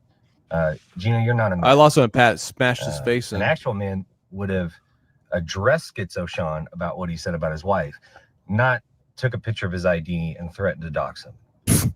You're a scared little bitch with bird bones. You're not going to do anything to anybody. And stop pretending you're going to dox people. Stop pretending as if you are the beacon for anti-woke. You're not. You're just another little woke bitch. I love it. I love that shit. Pause that. Pause that. Pause that. Pause that. Pause that. Hang on. Pause that. Yeah, Gino is all the time is always talking about like anti the left, anti the woke, anti this, anti all this shit. Dude, you're no better than the rest of those fucking Antifa, fucking COVID vaccine, fucking all those fucking faggot, transgender, whatever have you faggots. You're the same fucking person, dude. You're a fucking bitch. You fucking do what you're doing all damn day, and it's disgusting. You little Italian tweaker with your whore girlfriend who can't even succeed on OnlyFans, which is insane and within itself because she's such a dumb fucking cunt bitch. You two are fucking disgusting individuals, and it's sad to see because Gino, at one point you actually had somewhat of a successful show because they're Aaron. Now you don't. You lost that. And you know what? I'm glad they dumped you from that program. I'm glad they dumped you. You were garbage, bro. And now you're garbage right now. And you know what? Jay Moe's calling you out for being the garbage human being that you are. You're trash. And that's why you're married to trash. I'm being honest. You can say well all you want, bro, but they're fucking they're trash human beings. Would you do this, Chow? Dan, would you do that to somebody? If you had a problem with them, would you showcase that came to the thing? Probably would you not. do that to a fan, dude? I've had fans dude, I've had fans say shit to me before, dude. And then outside of this in music and shit, they say crazy shit before. I'm not gonna do that, dude. Gino's a fucking scumbag. And the ironic, I knew he was a scumbag when Pat Dixon smashed his fucking face in for being a fucking faggot, for putting Felicia on his fucking show. The ironic thing of it all, that was the most entertaining thing that happened the whole fucking weekend. Like it was the biggest bore fest of a thing. They should have fucking leaned into it. Have people come and record. Have people do it, being drunk and being stupid. Who cares, dude? Who cares? Yeah. Like, lean into it. But instead, they got all pissy. It's like when Keanu tried to shut down the people that were clippers. Oh, you can't clip me. You're stealing my stuff. It just let it fucking flow. Like these people, they all fucking suck. So yeah, I thought it, and to share the guy's ID and dox him, like fuck you, Gino. Who wouldn't love to hit Gino in the face? Let's put it that way. In Minecraft. Well, I think Gino, what happened with him and Moe, Moe started doing shit basically with the whole Steel Toe and Ricada and how Gino and Keanu were involved with it. That's kind of like his first foray into streaming, right? Yeah. And Moe was doing this type of shit, like talking shit, and then Gino reached out to him and was like, dude, what's up? Talk to me about it. And like had a man-to-man with him. And they ended up like who had a man with who? Gino and Jay Moe. Really? Gino came to him and had a man-to-man with him? Yeah, so they talked and they were tight for like a minute or like maybe a few weeks at most, you know, or Right. like, you know, nothing really came of it. But I Of know course, like it's Mo was glass like, yeah, words. you know, like It's Gino's glass. cool. And It's I gonna had like break. messaged me and Gino. I told Gino like, hey, get Jay Moe on, like when he was on with like someone like Karmic or somebody. I said, or bring Jay Moe up, and he did or whatever. So they were like cool enough, but then Mo kept going in on his wife, and I get it. Like, I mean, how could you not though, dude? His wife is a disgusting. Felicia is disgusting within herself, but Keanu is a whore, and there's a difference. At least Felicia has never sold her body on the internet to be a disgusting bitch. Keanu is what every father nightmare would be, that their daughter would sell their body on the internet. And Jay Moe, as the base man that he is, calls that out. He understands that she's a whore, and she really has no decorum to talk or ridicule other people when her body, her private parts, her personal areas that should belong just to her and her mate are all over the internet.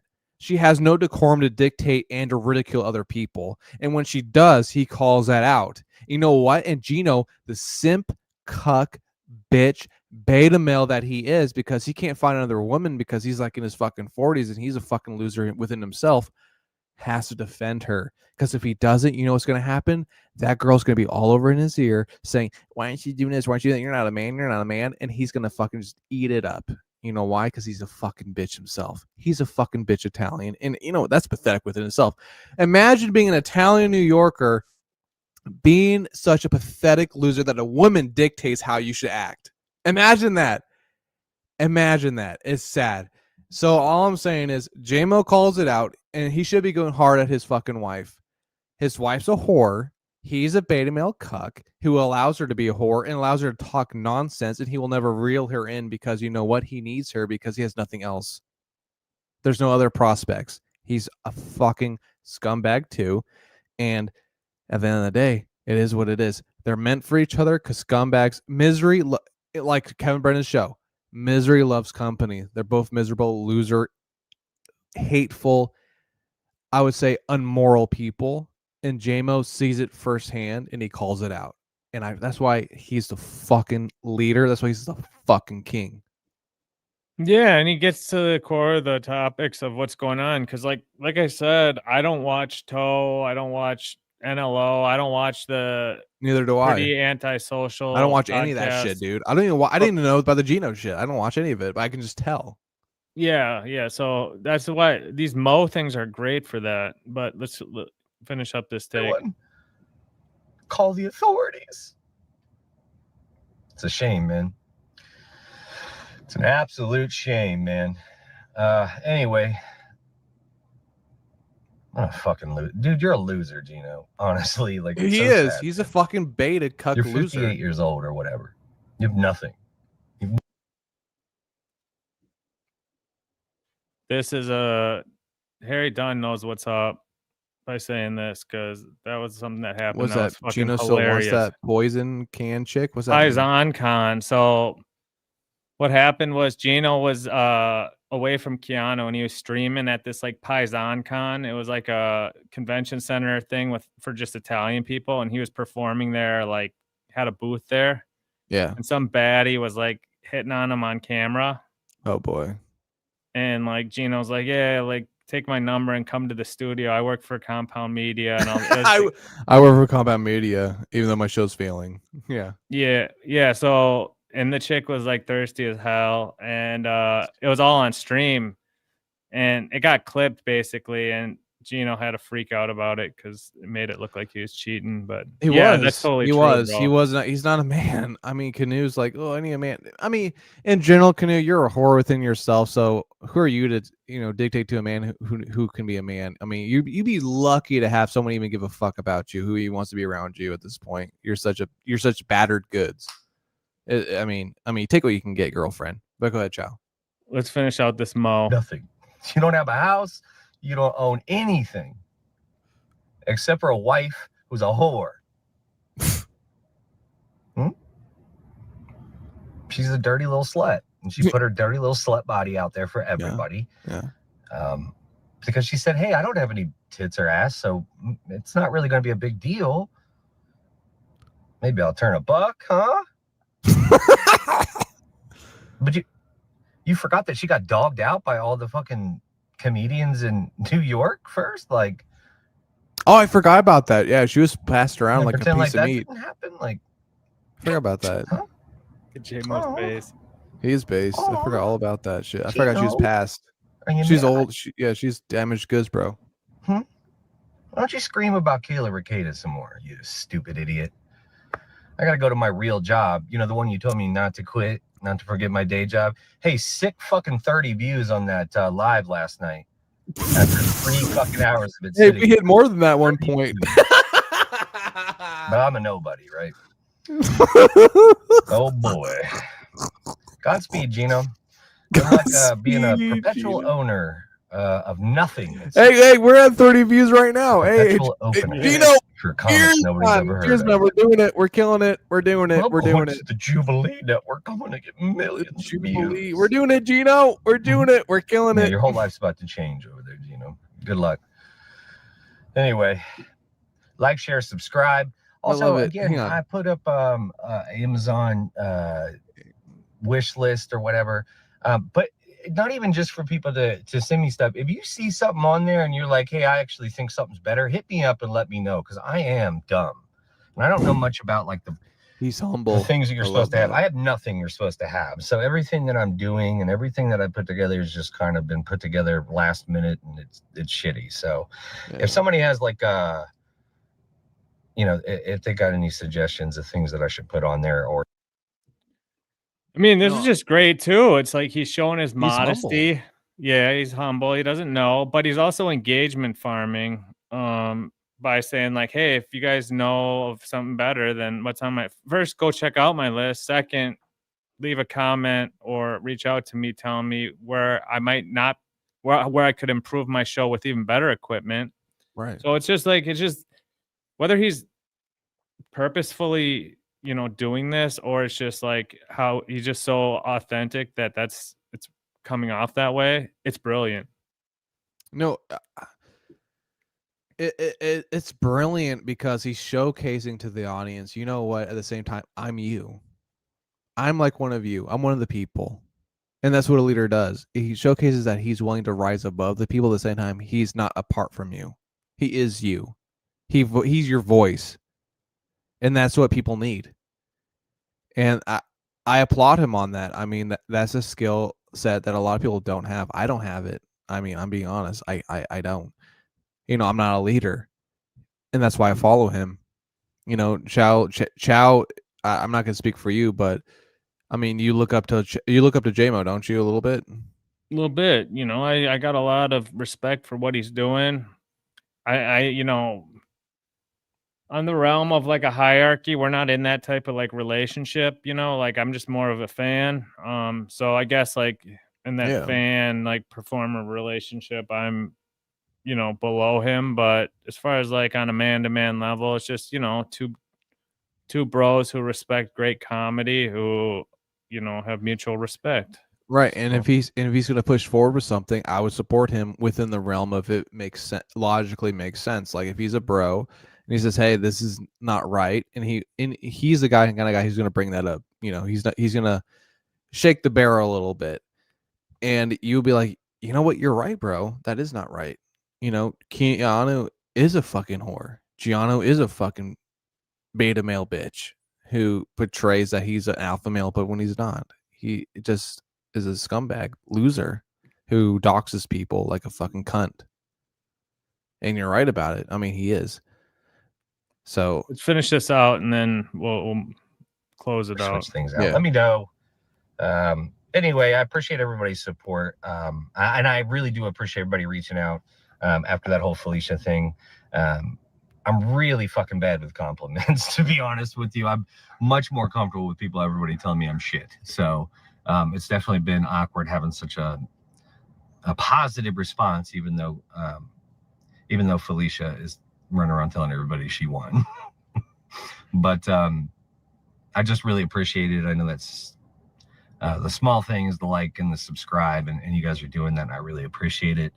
I do it for the chatters for real. So anyway, hit me up. Love you. Bye. So that's it, bro. I mean, he's gone 9 weeks from unknown Yes. to breakout star to potential GOAT. I think he is GOAT, honestly. Right now he's the GOAT, or you think he's going to get there? Because I can he, see he's GOAT right now, but he will turn into a legend. Okay. I can Like see that. he's like Kobe Bryant. He's already won the 2 championships by already being talked about by these individuals and going on shows and doing this and doing that and usurping and manipulating them. He's won the championships. But to us, maybe he's like a reigning best player in the league, and he's got that one championship. Gonna be the GOAT eventually. He just doesn't have Sure. the credentials yet. Yeah, exactly. I agree with you with that. He's won the 1 championship. He's got the 1 MVP, but he's not even done yet. He has a long way to go with these people, and he will continuously call them out and destroy them and put them in their fucking place. And like Mersh said, this world, the Dabbleverse, the Hackverse, needs to implode and dissolve into the ground, and we need to take over it because it is imploding at the seams. No more gatekeeping. We're done with that. It needs to be real now. We need everyone to fucking say the shit. And when you see these fucking people, it's like, oh, I don't know who's that. You know, I don't know if I want my show. Tell them to fuck off. Then they're not part of it. They're just gatekeeping, and we cannot allow that. And you see it 24/7. And hopefully, and also remember this: when they notice that the gatekeeping is not working, they will try to manipulate and reel you in so they can keep you part of the team, but also continue gatekeeping at the same time. It's a very logical gatekeeping aspect of what they do, and you cannot fall for it. You have to tell you no. And Chow, go ahead. You were gonna say something about it. And on that part, yeah. So I think right now we just showed the Gino and Keanu, and Mo said a lot of nasty shit about them. They said a little bit back, but I think the real show of shows that's going to happen is how Brennan wrestles with this Jay Moe fear of Mo that he's got over the next couple months, because that's huge. He can't really ignore it because Mo's going to be doing shit, and he can't really like just blatantly disrespect Jay Moe like proper. Like he can't. He's like in a bad spot. Like he can't, because he's afraid of him. He doesn't want to bring him up, but then he does, and he kind of wants to belittle him, but he doesn't want to go too hard on Mo because he doesn't want the blowback. So this is going to come to a head at some point, the Mo versus Brennan, just to get it cleared out. And maybe they squash it. Maybe Brennan can really nut up and go man to man with Mo. And I Mo, doubt it, dude. They can meet on a level together, but it's really it's hard to know. I mean, like, no, well, you know what? We'll be here to document it. We'll be here. Yeah, it's gonna be. That's kind of what I'm looking forward to. Of course, Mo mixing it up, you know, another day, another adventure. So there could be some, you know, shithead we'll be here to commentate that he starts fighting with, or yeah. I know there's another comedian who was like interacting with him and going back and forth with him on X. So he always finds shenanigans to get, you know, mixed up in. So that's part of the thing with him. And it's like we kind of did this episode, like we're like, holy shit, like Jay Moe, like a guy we've been with since day one, basically, like watching his shit, and now he's like so famous. Like it's like we like doing niche guys like Final Boss or Ashley Cummings, it's or fun. Like, you know, like, so that's kind of our thing. But like Mo is like, it's kind of early for him, but it's not, because he's so prolific with it, you know. I agree. He's just expanding 24/7, and I'm gonna be honest. I'm not just, you know, sucking his dick here. It was an honor, truly, and I mean this, I've never been a part of this before, just to have an internet sensation, a viral individual, someone who is commanding such a room, to not begin their career, but to come onto a show that I'm a part of where they're beginning and I get to see it. It's like seeing a leader who is in their infantile, beginnings of their career. And you're one of the people who help propel them to the next step of their infantilism to where they grow. And it's I'm just so proud. And I'm so happy as a man and as an individual that I was able to be a part of something that would help showcase and grow a true individual who cares and who is willing to speak upon the falsehood, the lies that people spew, and he's willing to speak the truth. I am happy to be part of the truth. I'm happy to be on the right side of history. I'm happy to portray it, to promote it, and I'm not kidding. I will never forget the moment where we had Jay Moe on, and I could tell because we have people on before Chow where I'm like, yeah, this guy's a fucking idiot. We're gonna troll him, whatever. But when I talked to him, when I looked in his eyes, via the screen and all that shit, I was like, holy fuck, this guy gets it. He's not a fucking loser. He's not a fucking wannabe. He's not a fucking whatever have you. He is a true man. He's a true person who has a message and who has a mentality that needs to be spread upon the universe, and it's happening. And J-Mo, I'm just letting you know, I am proud to be a warrior.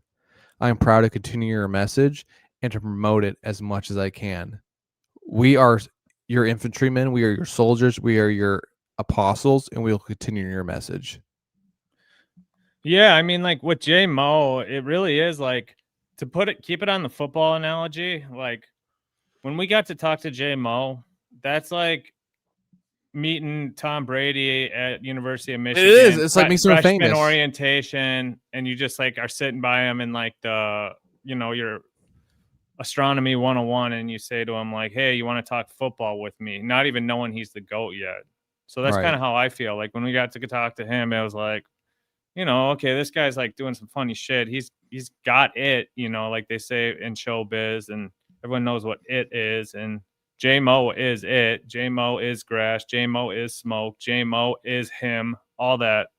But yeah, he's when you see it, when you see it play out, you're just like, fuck, bro, this guy is the destroyer. And I'm excited to see. I'm excited to see where Mo goes and what he does with it. And I'll be here every step of the way to promote and to like showcase what he needs. And if he were, whatever he needs from me, I'll do it within reason, but reason, bro.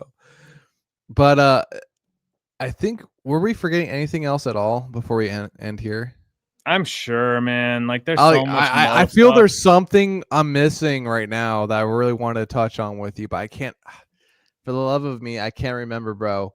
This is where we open up to the audience, where if you guys want to ask a Jay Moe question in the chat. Hey, Chow, I'm gonna take a real quick piss. Can you just let the chat flow for a second? Okay. So we got talking about Karmic, who was one of our favorite guys too. Dick Fitzwell. I'm not gonna read the super chat. Dick, you had a super chat about Mary. Are you upset the gay bar in Clementine's closed? I doubt it. Mayor's not gay as much as you want him to be. Brack, yeah, I got a Jay Moe question. Why did you turn on me, Chow? Well, because you're against Mo. So if you're against Mo, I can't fuck with you, bro. That's just how it is right now. It's Jay Moe. It's the Jay Moe era. We can't escape it. We'll have chat. I saw you said something about Rambo, and it just reminds me of the Ye song. When it's wartime, I go Rambo. Yeah, I'm pulling a Karmic, just reading the chat. Trying to think of what other good. Man, you got any other good Jay Moe stuff? Because Mint's like a OG of all OGs when it comes to Jay Moe. Michael Gouffet says Venmo.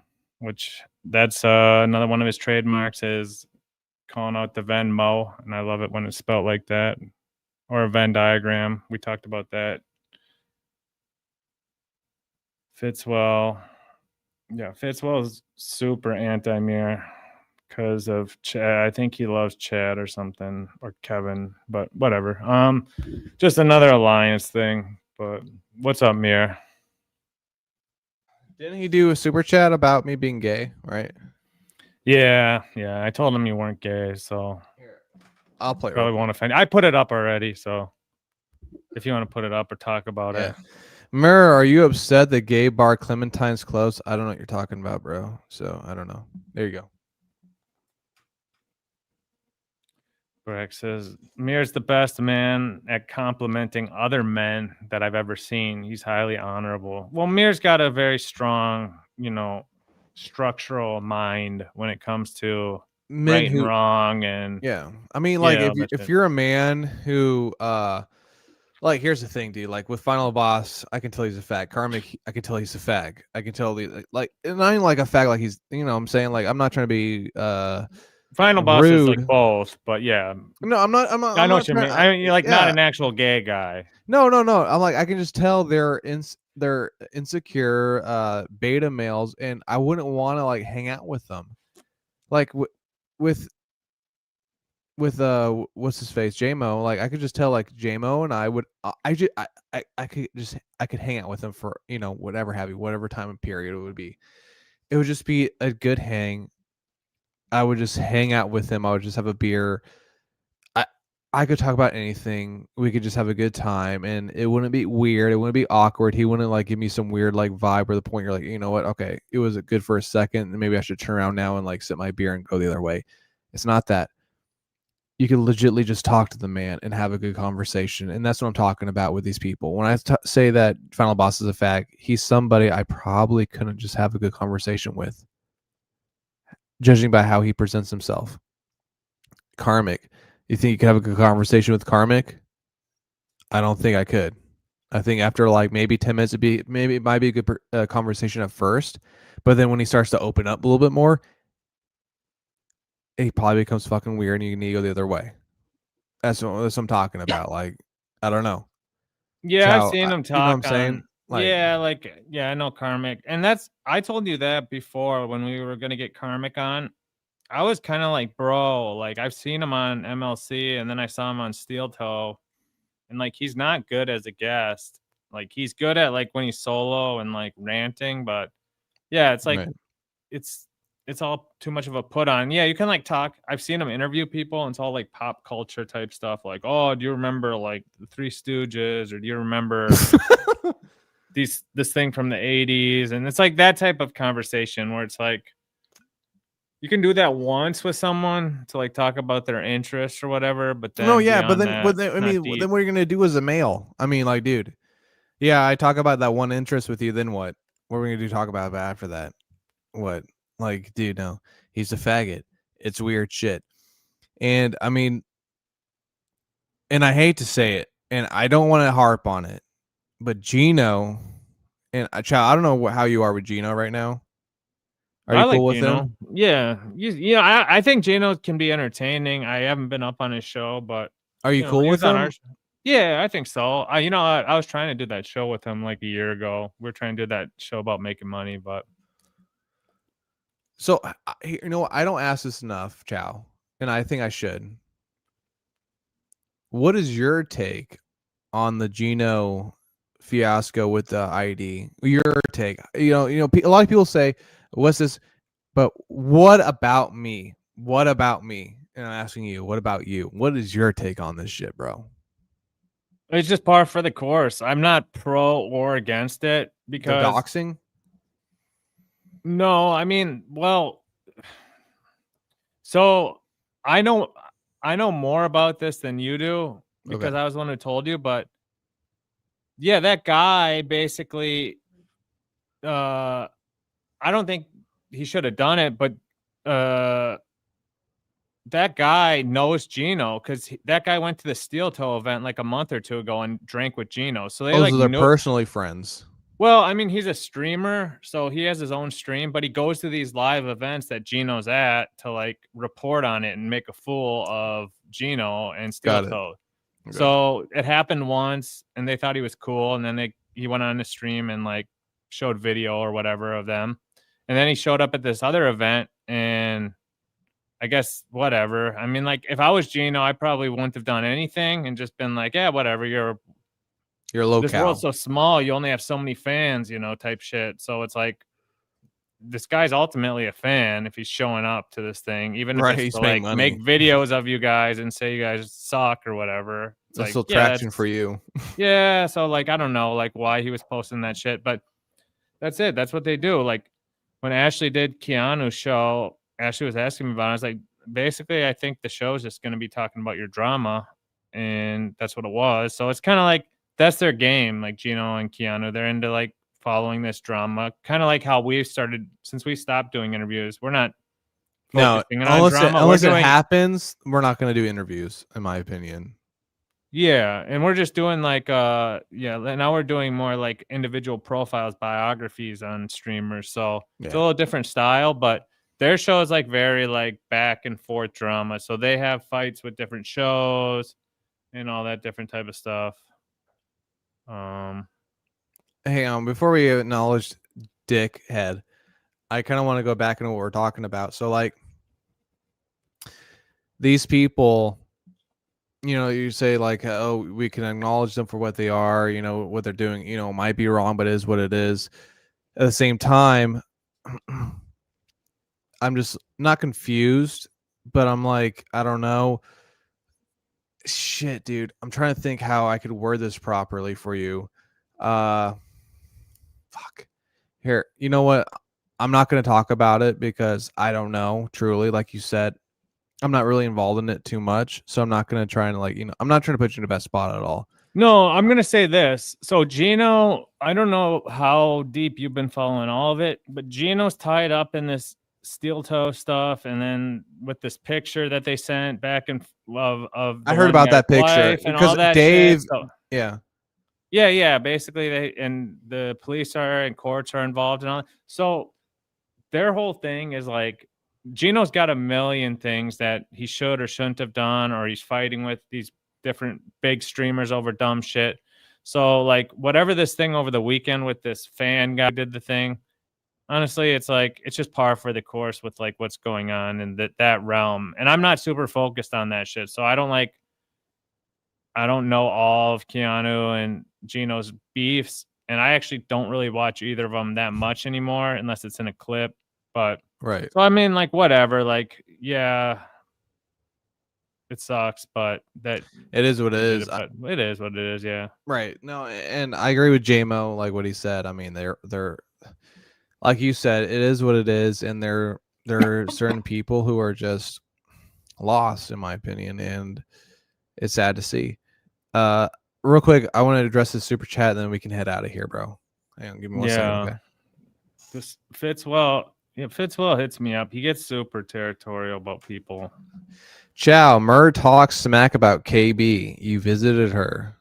I mean, dude. I mean, hang on, Chow, before you say anything. Do you know who that is? Yeah, it's that lady KB. Yeah, I've gone off on her a few times in the chat saying like the men are talking as a joke, you know, whatever. Yeah. That Ashley actually took. Actually, that's when Ashley actually, and that's funny. When I said that joke, that's when Ashley actually started saying I'm a fucking evil person, bro. That's actually funny. Hey, Dick, actually, good job, buddy. You actually did something well for once. Dick, who cares, dude? Who gives a fuck, dude? Stop.